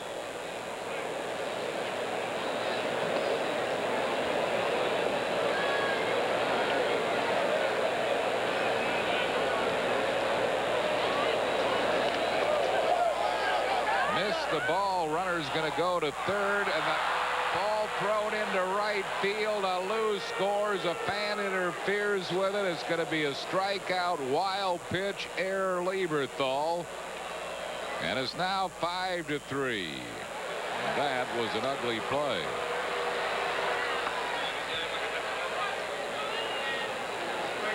Yeah, you don't hear a strikeout wild pitch E2 too many times called. He makes a good pitch on Fletcher here, does Bobby Munoz, a breaking ball in the dirt, and then it bounces away. A lose on his way to third here. You can't do anything about that, but all Lieberthal had to do was just take his time and throw out Fletcher, who had hardly even left home plate, and he threw it into right field. So it is now 5-3 Montreal, and the batter will be Cliff Floyd, who has doubled to drive in a run, line to center, and struck out. In the air to right center. Lenny Dykstra is there. He makes the catch. Fletcher will hold at second base.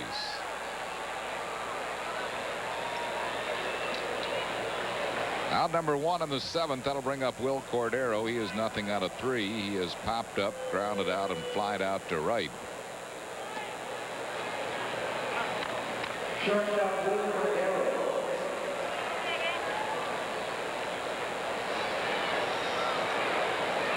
Darren Fletcher at second base with 1 out, 2 runs in. Expos lead 5-3.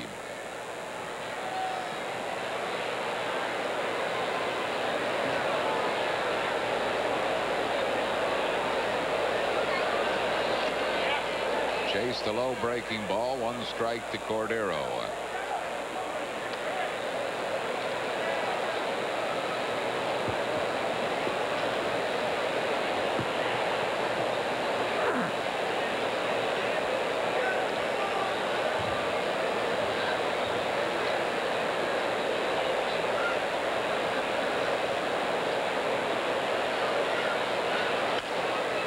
Fouls it back and out of play.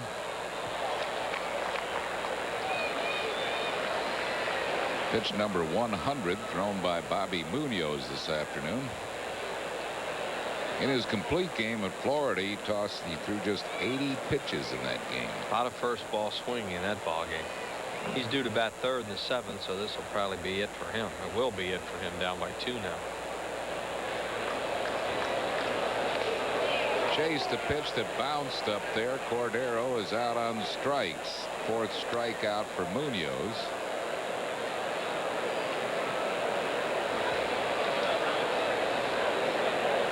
And it'll bring up Juan Bell. I think Cordero thinks he might have fouled that, and he's having a conversation with Hallion down there, and Hallion's telling him no, it's just a swing and a miss. And here it is. It's a curveball, and he thought he fouled it.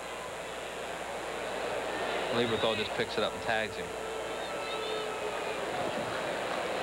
Here's Juan Bell. He has singled line to center and walked and scored a run.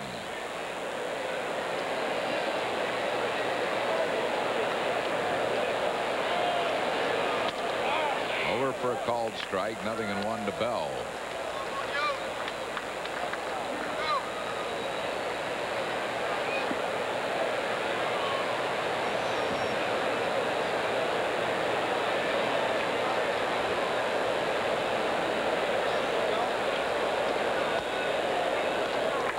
Slow with a breaking ball. 1-1. The Expos have a lot of weapons, and you make mistakes the way the Phillies had in the last couple innings, and they'll get you.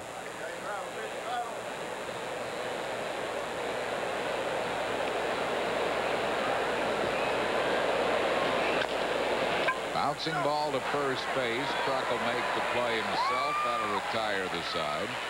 Montreal takes the lead, though, with 2 runs of the inning, 2 hits, 1 error, and 1 man left. Stretch time at the vet. We go to the bottom of the 7th. 5-3 Montreal.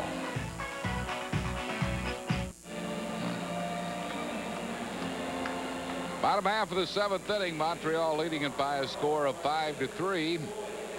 Mike Lieberthal will lead it off, to be followed by Kevin Stocker, and then probably a pinch hitter for Bobby Munoz.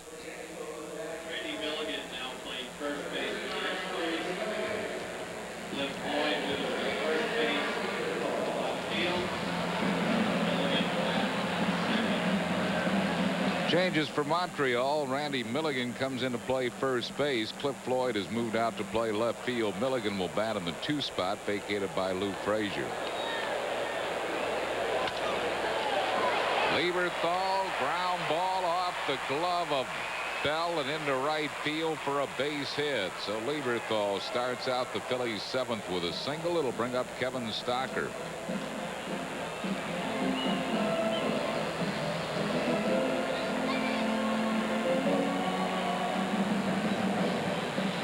Stocker has flied out and tripled and scored a run. Juan Bell doing all he could do on that play there. Couldn't quite get to it. Ricky Jordan moving into the on-deck circle to bat for Bobby Munoz here in the 7th.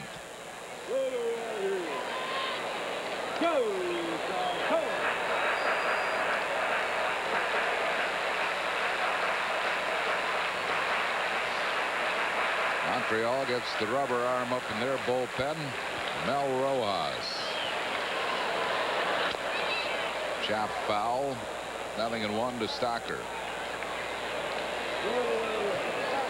Mel Rojas, one of the rare breeds of relief pitchers around who still pitches 100 or more innings some years. Yep. Don't see much of that, especially a guy who works late in a ball game.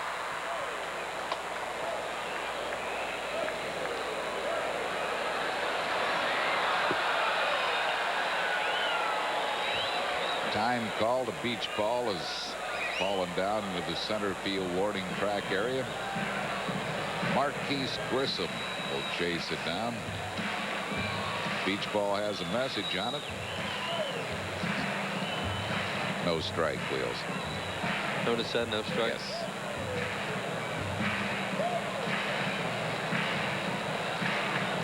Grissom had a little trouble handling it, so he gets it over to Alou. And Alou to the ball girl. That is Kim Ongaro working right field today, and Amanda Miller in left. Always know the names of the ball girls. Just write the names down in case somebody gets on camera, you know, so their families can hear their names mentioned. They appreciate that stuff. 1 ball and 1 strike to Kevin Stocker.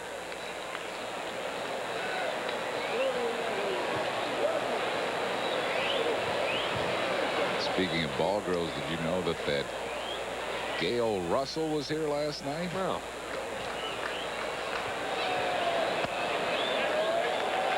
What was her maiden name before she married John Russell? Gail Clemens. Gail Clemens. Gail Clemens Russell, former ball girl, was here looking smashing. She here for the party for Lefty? Yeah, I guess so. They had... Well, JR, John Russell, and Steve Carlton were very good friends.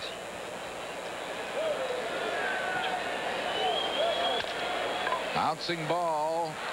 Bell gets the out at second. The relay will not be in time, but they get the lead runner. Bell to Cordero. Stocker at first on a fielder's choice. Juan Bell, a lot of trouble playing shortstop when he was here, but he's playing second base pretty well. That was a good play he made to get the lead man. Yes, almost got a double play out of it. Ricky Jordan will come out as a pinch hitter for Bobby Munoz. Jordan hitting at .272 as a pinch hitter. He's 3 for 21 with 4 runs batted in.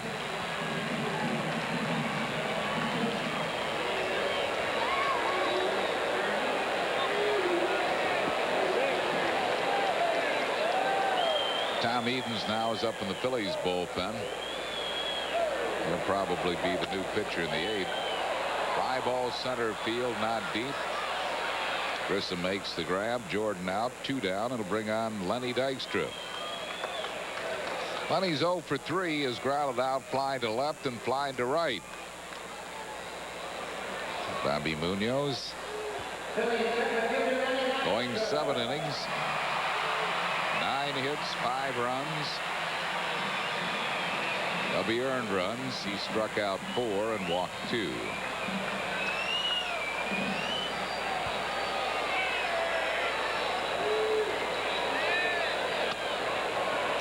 One and nothing to Lenny Dykstra.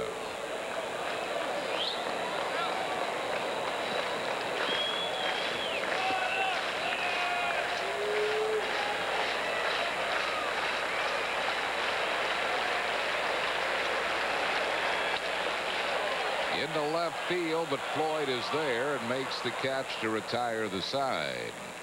No runs, 1 hit, no errors, and 1 left. We go to the 8th inning. 5-3 Montreal.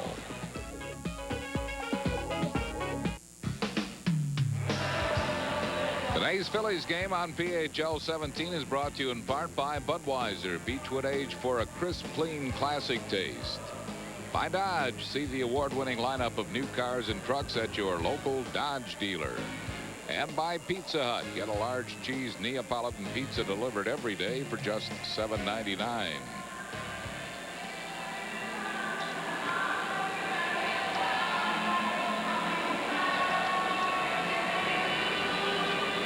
Chevrolet game summary. Bobby Munoz goes 7 innings, 2 walks and 4 strikeouts. He had a balk in the 6th inning, which led to the tying run at that time. Ken Hills had 7 strong innings, and the manager's son, Moises Alou, 2 for 4 with a triple and a double, and played fine defense in right field. 5-3 Expos. 33-year-old Tom Edens is the Phillies' new pitcher coming over from the Houston Astros. Edens has won 4 and lost 1 overall. All of his numbers with Houston except for 1 game. He pitched 1 shutout inning for the Phils. His ERA is 4.41. Did record a save for Houston as well. And Sean Berry will be the first one to face Edens. Berry is 2 out of 3. 1 ball and no strikes.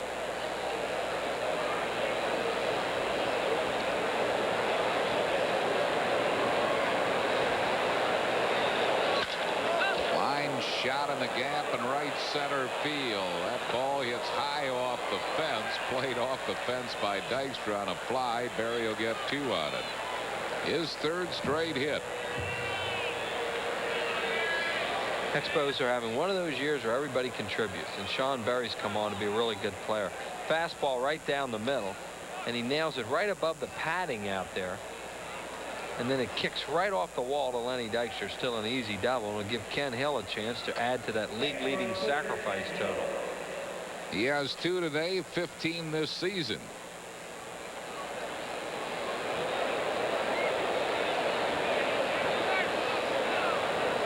Sandwiched between the sacrifices, an infield single. Handles that bat pretty well. Yes, he does. Takes it high, 1-0. But Kruk was charging so hard. If he does that again, Alou might give him a swing.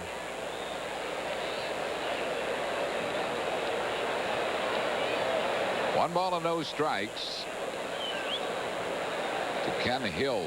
Kruk can charge a lot harder, of course, because he doesn't have to worry about holding a runner on. He gets the bunt down nicely again. Kruk throws him out, but the sacrifice is good. His 3rd sacrifice of the game. It moves Berry to 3rd base.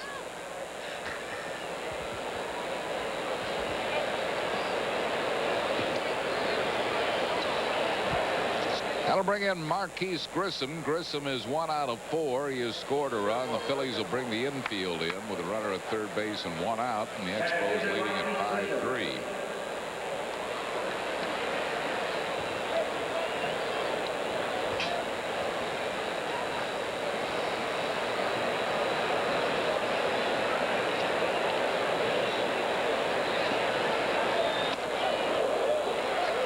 Inside, 1 ball and no strikes.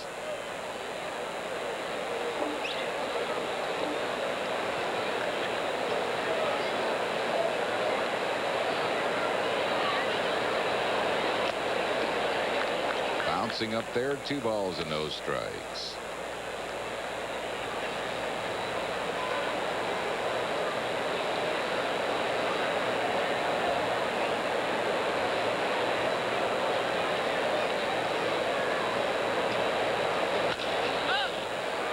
In the air to shallow right field. Eisenreich lines it up, and Berry's going to try. No, he's not. He's going to go back to 3rd. Throw there, safe on a close play.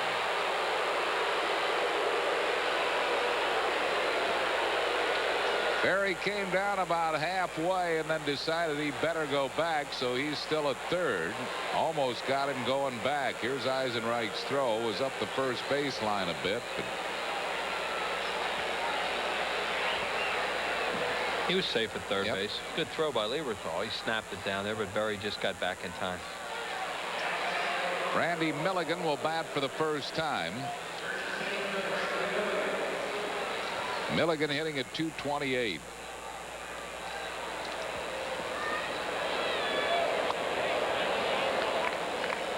Tom Edens was with the Phillies briefly in that deal where the Phillies got Lenny Dykstra and Roger McDowell for Juan Samuel. He pitched at Scranton Wilkes-Barre that year and then was a free agent after the season, moved on. 2 balls and no strikes to Milligan.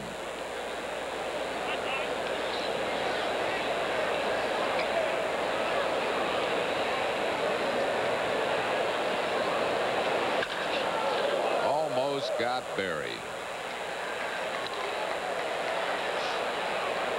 Smash foul. Berry really had to skip rope to get out of the way of that hard hit ground ball.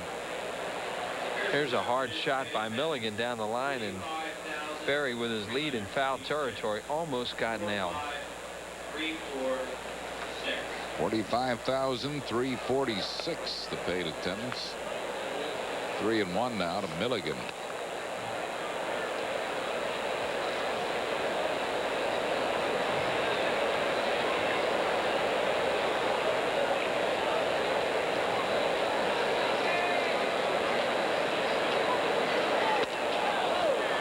Walked him. So the Expos with runners at first and third, 2 outs for Moise Salou.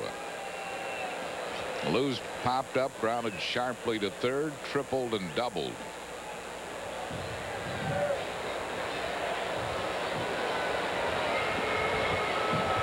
Eighth inning, Montreal leading at 5-3.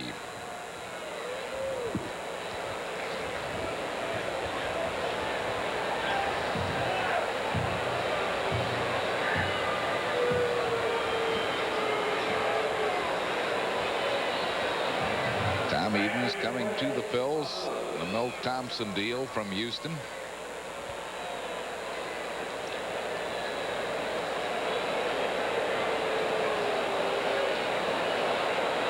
Expo runners first and third with 2 outs.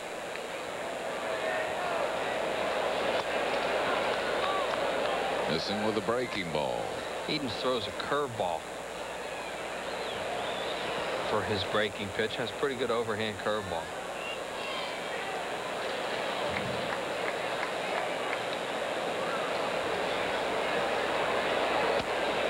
See that shot of Alou as he takes that called strike. The way he holds that bottom hand, you know, he has it really basically off the end of the bat a little bit, and that's one of the ways he generates such great bat speed. The way he whips that bat. Look where his bottom hand is. Looks like one finger and maybe a little bit of another finger is actually off the bat. You got some strong hands to hit that way. 2 balls and 1 strike to Moise Alou. Very thin handle bat, probably real light.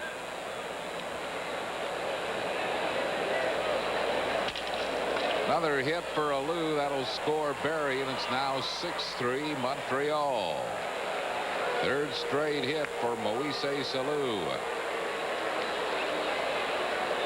What Alou has improved so much on is how quick he is, too. He used to be very vulnerable to off-speed stuff, but he waits a lot better. And that ball right there, he was just real quick. Look, he waits to the last split second, whack, right back through the middle.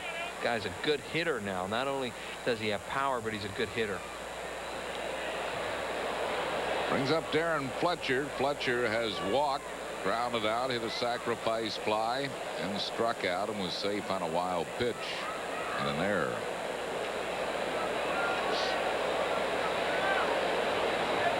Two men on base with 2 outs, a run across at 6-3 Montreal. The Expos have out hit the Phillies 11-6. And 5 unanswered runs now. Phillies had a 3-1 lead at one point in this game.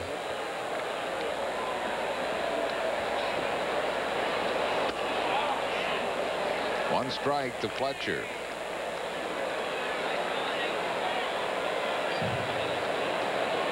To Toby Borland back up in the Phillies bullpen.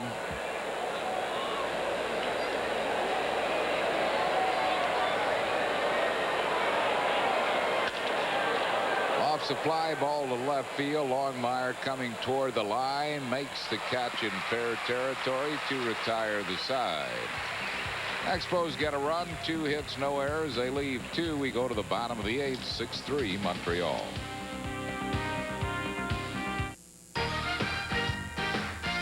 Good afternoon. I'm Neil Hartman with a sports break. In the National League, the Padres' Tony Gwynn and Eddie Williams both have home runs. San Diego leads Chicago 4-0 in the 5th. Larkin and Dorsett with solo home runs for the Reds. It's now 2-0 in the 6th against Atlanta.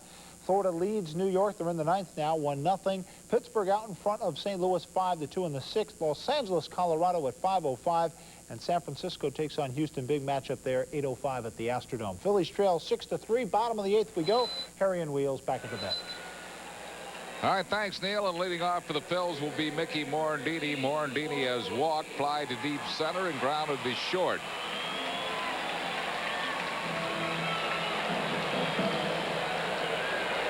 (6-3) Expos. Morandini taking one low.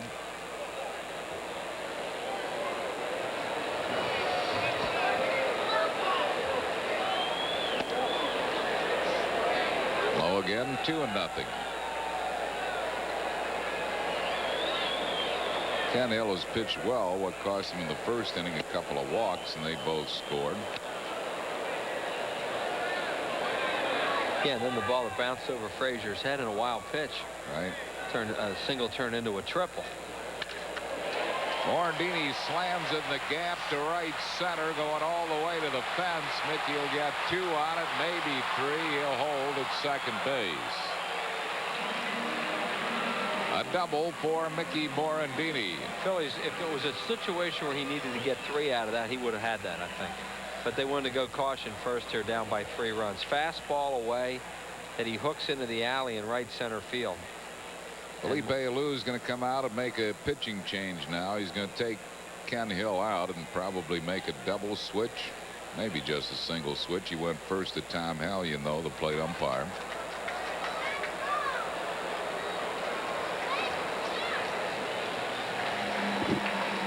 So Ken Hill will leave this game. He can win it. He cannot lose it. Looking for his 16th win, which would lead the league. We have a pitching change for Montreal, and the AT&T call to the bullpen salutes. Forge Wholesale of Pennsylvania, distributor of Marvin windows and doors since 1955.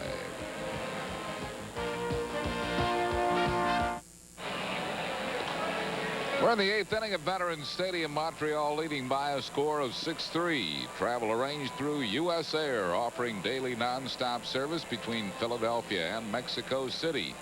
Nonstop to Mexico City, U.S. Air begins with you. Double switch of catcher and pitcher. Tim Spear coming in to catch. Spear will hit in the number 9 spot. Mel Rojas will pitch. He'll bat in the number 4 spot.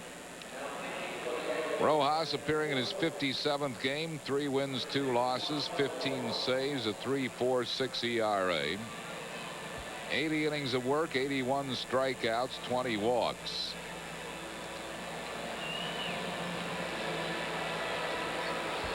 Jim Eisenreich will be the first one to face Rojas. Eisenreich has walked, singled, and flied out to left field.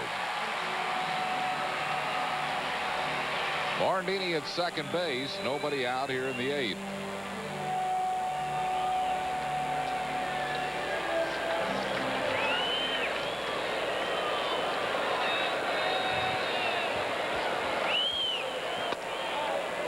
One strike to Eisenreich.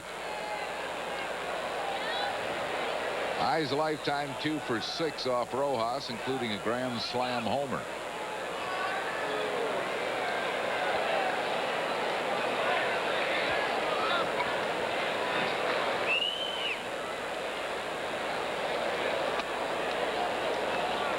One ball and 1 strike to Jim Eisenreich. Rojas really with very similar equipment than the starter that just came out. Ken Hill, he throws fastball, occasional breaking ball, and then a lot of fork balls.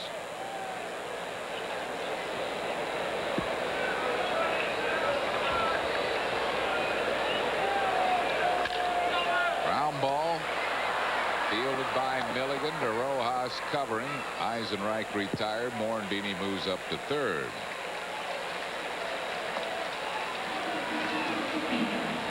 Lefty, the life and times of Steve Carlton. It's a memorable video recounting the great moments of a tremendous career, plus behind-the-scenes footage. Rare footage of Lefty's home out in Durango, Colorado. His spread. It's really a great video to have. For information, call the Phils at 215-463-1000. It's a 1995 value. Will be enjoyed and cherished by all. The Steve Carlton video. Have you had a chance to see that yet? You know what? I saw part of it the other day. I haven't watched the whole thing yet, but it's really good what I saw of it. It is excellent. The narrator's not bad either. Dan Stevenson and Stevie K did a great job of that. And it really, besides Lefty's great exploits on the field, it really captures the essence of his love of nature. And he really loves where he is in Durango, Colorado. Well, he likes being off by himself like that. He did a good job narrating it. It is an excellent video from everything I've heard about it and a little bit I've seen so far. It really is. 1 ball and 1 strike to Kruk. There's video Dan Stevenson. Great addition to the Phillies. He's been here really. a number of years now. Discovered him as a bartender at Downey's. Fouls it off his foot.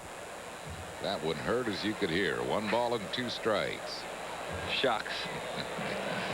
Is that what he said? Yeah. 1 and 2 to the Crucker.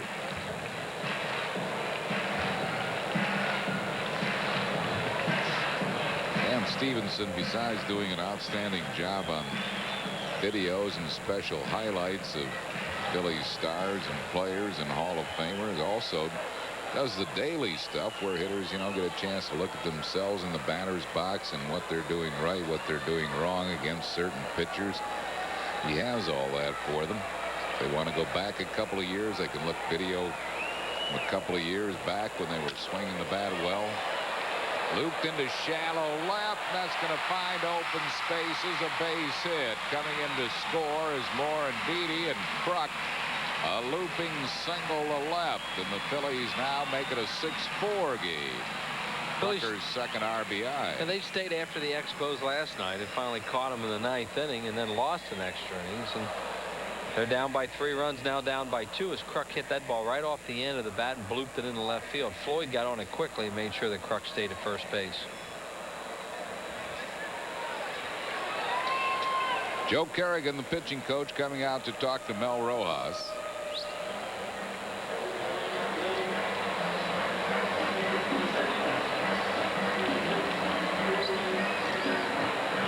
Paid attendance here this afternoon, 45,346. Dallas Green and those New York Mets will be in tomorrow, Tuesday, Wednesday, and Thursday nights. Danny Jackson tomorrow night against Bobby Jones. Kurt Schilling and Mike Remlinger, a left-hander, on Tuesday. David West and Brett Saberhagen Wednesday night, and Tommy Green will go against Jason Hakami on Thursday night. Here's Longmire. He has hit a sacrifice fly, grounded out, and doubled. Rojas is a guy that will throw some long balls once in a while because he has pitches that are up in the strike zone. Up meaning his fastball, and if he hangs his forkball, Slocum and Vitalico throw in the Phillies bullpen. He's given up 11 home runs, quite a few for a reliever. We'll pause for station identification on the Phillies Television Network. You're watching Phillies baseball on WPHL TV, Philadelphia.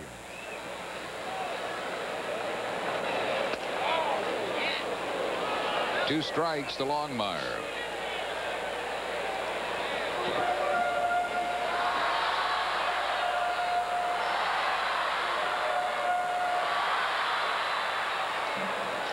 (6-4) Montreal leading here in the bottom of the 8th.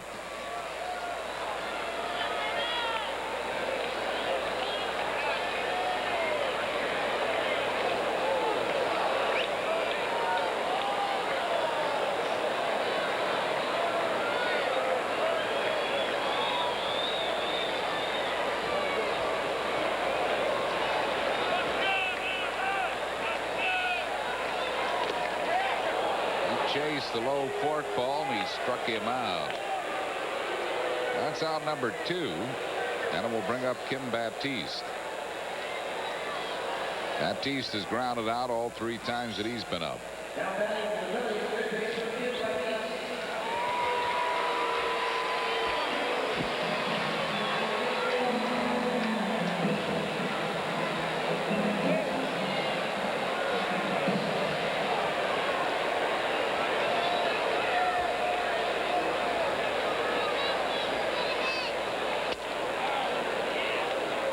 One strike to Kim Baptiste.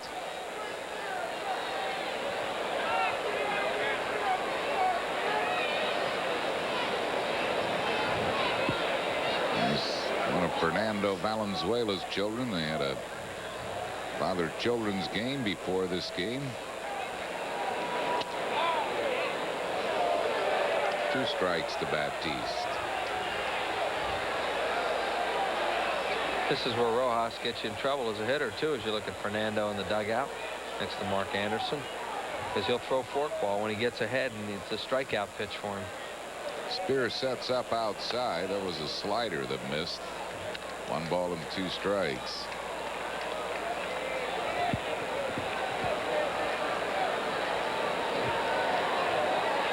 One and 2 to Baptiste. Kruk at first base and 2 outs.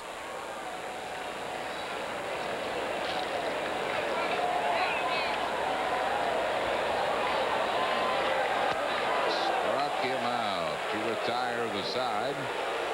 Phil's get a run, 2 hits, no errors, and 1 left. We go to the 9th inning at 6-4 Montreal.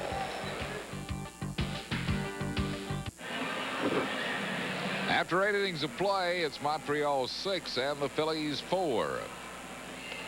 Tomorrow at 7:30, these men and women risk their lives every day for our safety. Don't miss Real Stories of the Highway Patrol, only on PHL 17. Ricky Vitalico will be the Phillies' new pitcher. Ricky will be 25 years old at the end of this month. 6'1", a 200-pounder from Newington, Connecticut.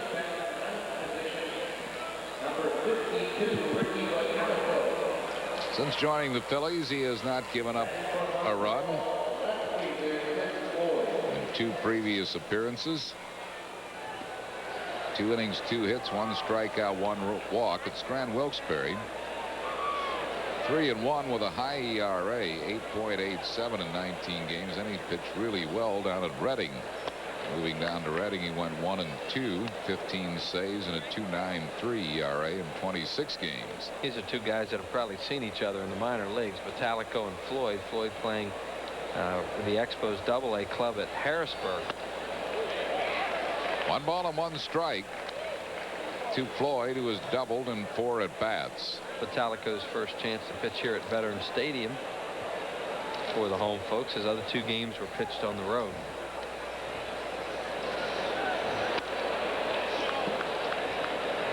Two and 1 to Cliff Floyd.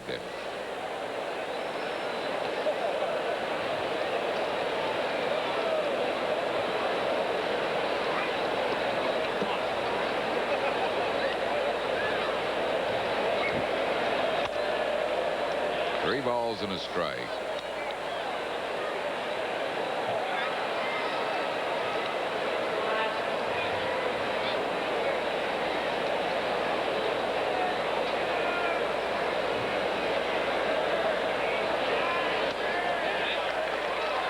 Full count to Floyd.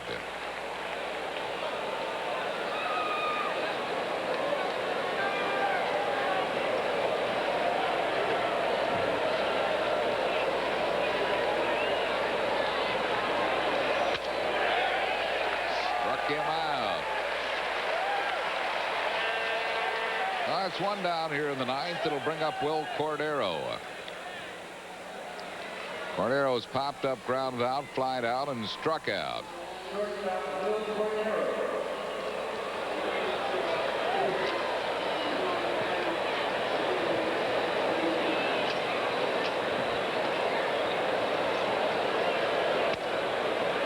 Inside to him.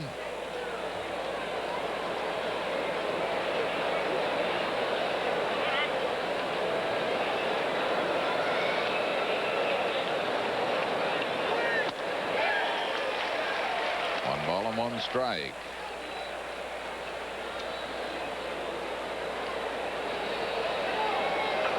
Vitalico this winter pitched in that Arizona League. Pitched very, very well.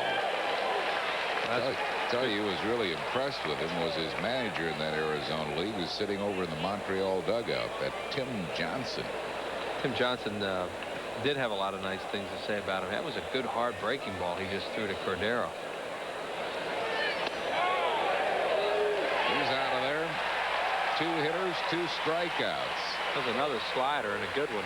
Vitalico looks like he's very loose and comfortable today. You know, those games in Atlanta, his first 2 games in the major leagues, and he was a little bit wild, and they said he was a little bit nervous.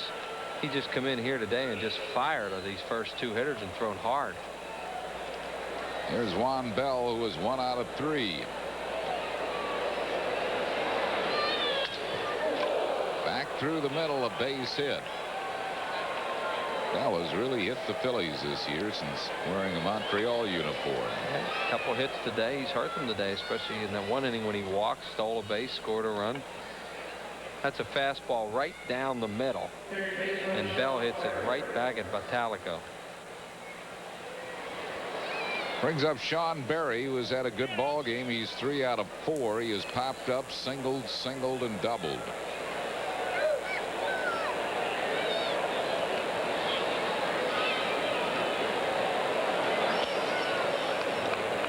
Ball and no strikes.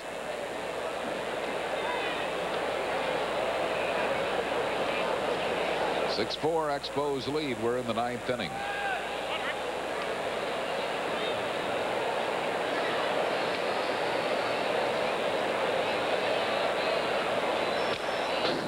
And a cut, fouled it back. 1-1. You know, a good swing and a fastball there. Berry's swinging the bat well in this series. They might want to go to a slider on this pitch.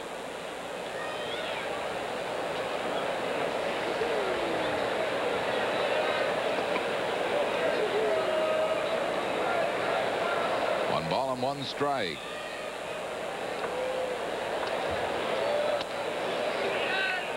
Right down the middle for a ball. It's 2-1.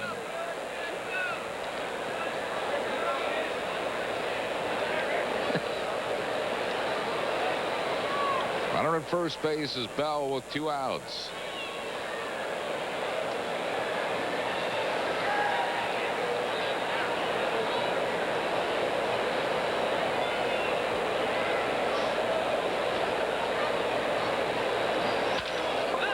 Slammed into center field, but Dykstra there makes the running grab to retire the side. No runs, 1 hit, no errors, 1 left. We go to the bottom of the 9th. Montreal leads it 6-4. Bottom of the 9th, Phillies trail by 2 at 6-4, and Mike Lieberthal will lead off for the Phils. Lieberthal has singled in 3 at-bats. He'll be followed by Kevin Stocker and then a pinch hitter for Ricky Vitalico.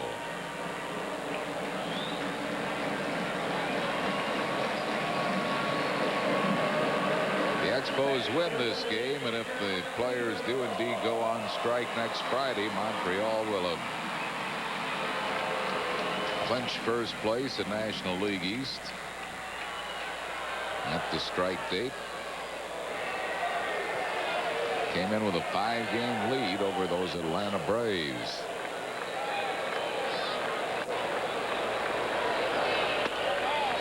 Montreal on a pace to win about 110 games in a full season, which is really good baseball. They had an excellent year. Yeah, they're on a great roll right now, too. They would be a team that certainly would hate to see any interruption of the season. If they win today, they'd win 19 out of 21.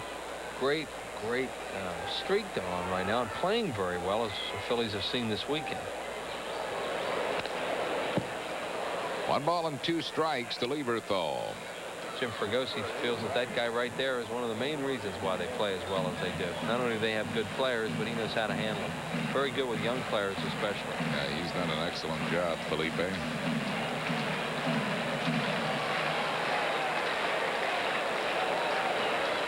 He was a good player, too.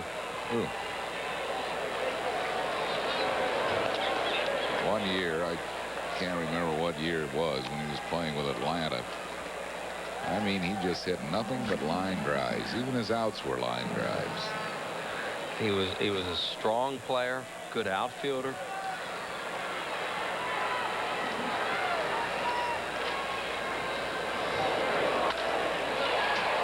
Into right field shallow, and his son Moises will put it away for out number 1.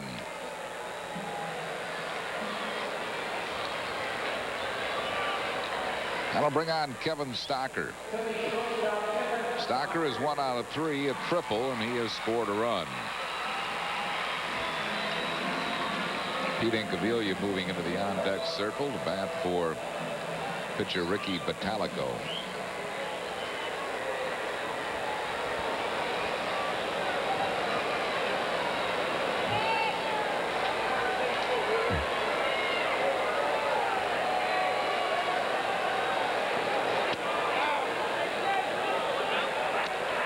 One strike to Stocker.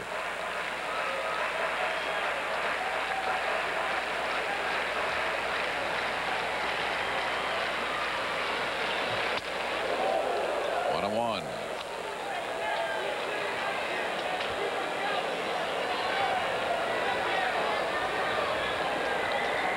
Mets are here tomorrow night. Dallas Green and Company. Danny Jackson for the Phillies tomorrow.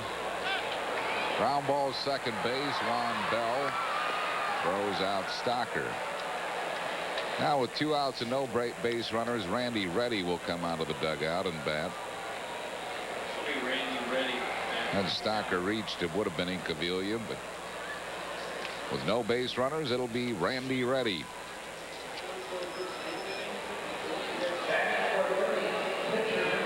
Reddy hitting .355 as a pinch hitter. He is 1 for 2.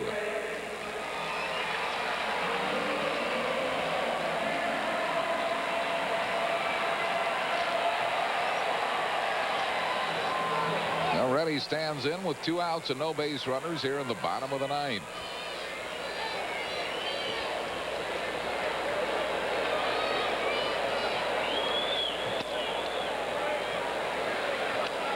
Ball and no strikes to Reddy.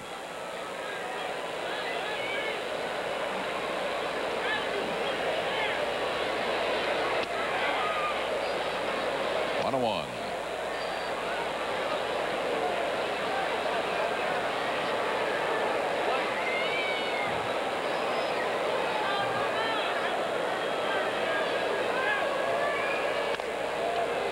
Fouls it off. 1 ball and 2 strikes.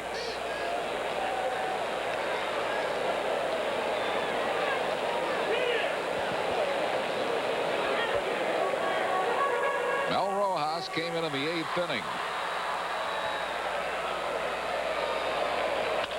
Ground ball deep short. Cordero throws Reddy out, and this game is over. Montreal has swept the series, winning this afternoon by a score of 6-4. No runs, hits, errors, and nothing across for the Phils in the 9th. Montreal 6, Phillies 4. Back with the totals and a wrap in a moment.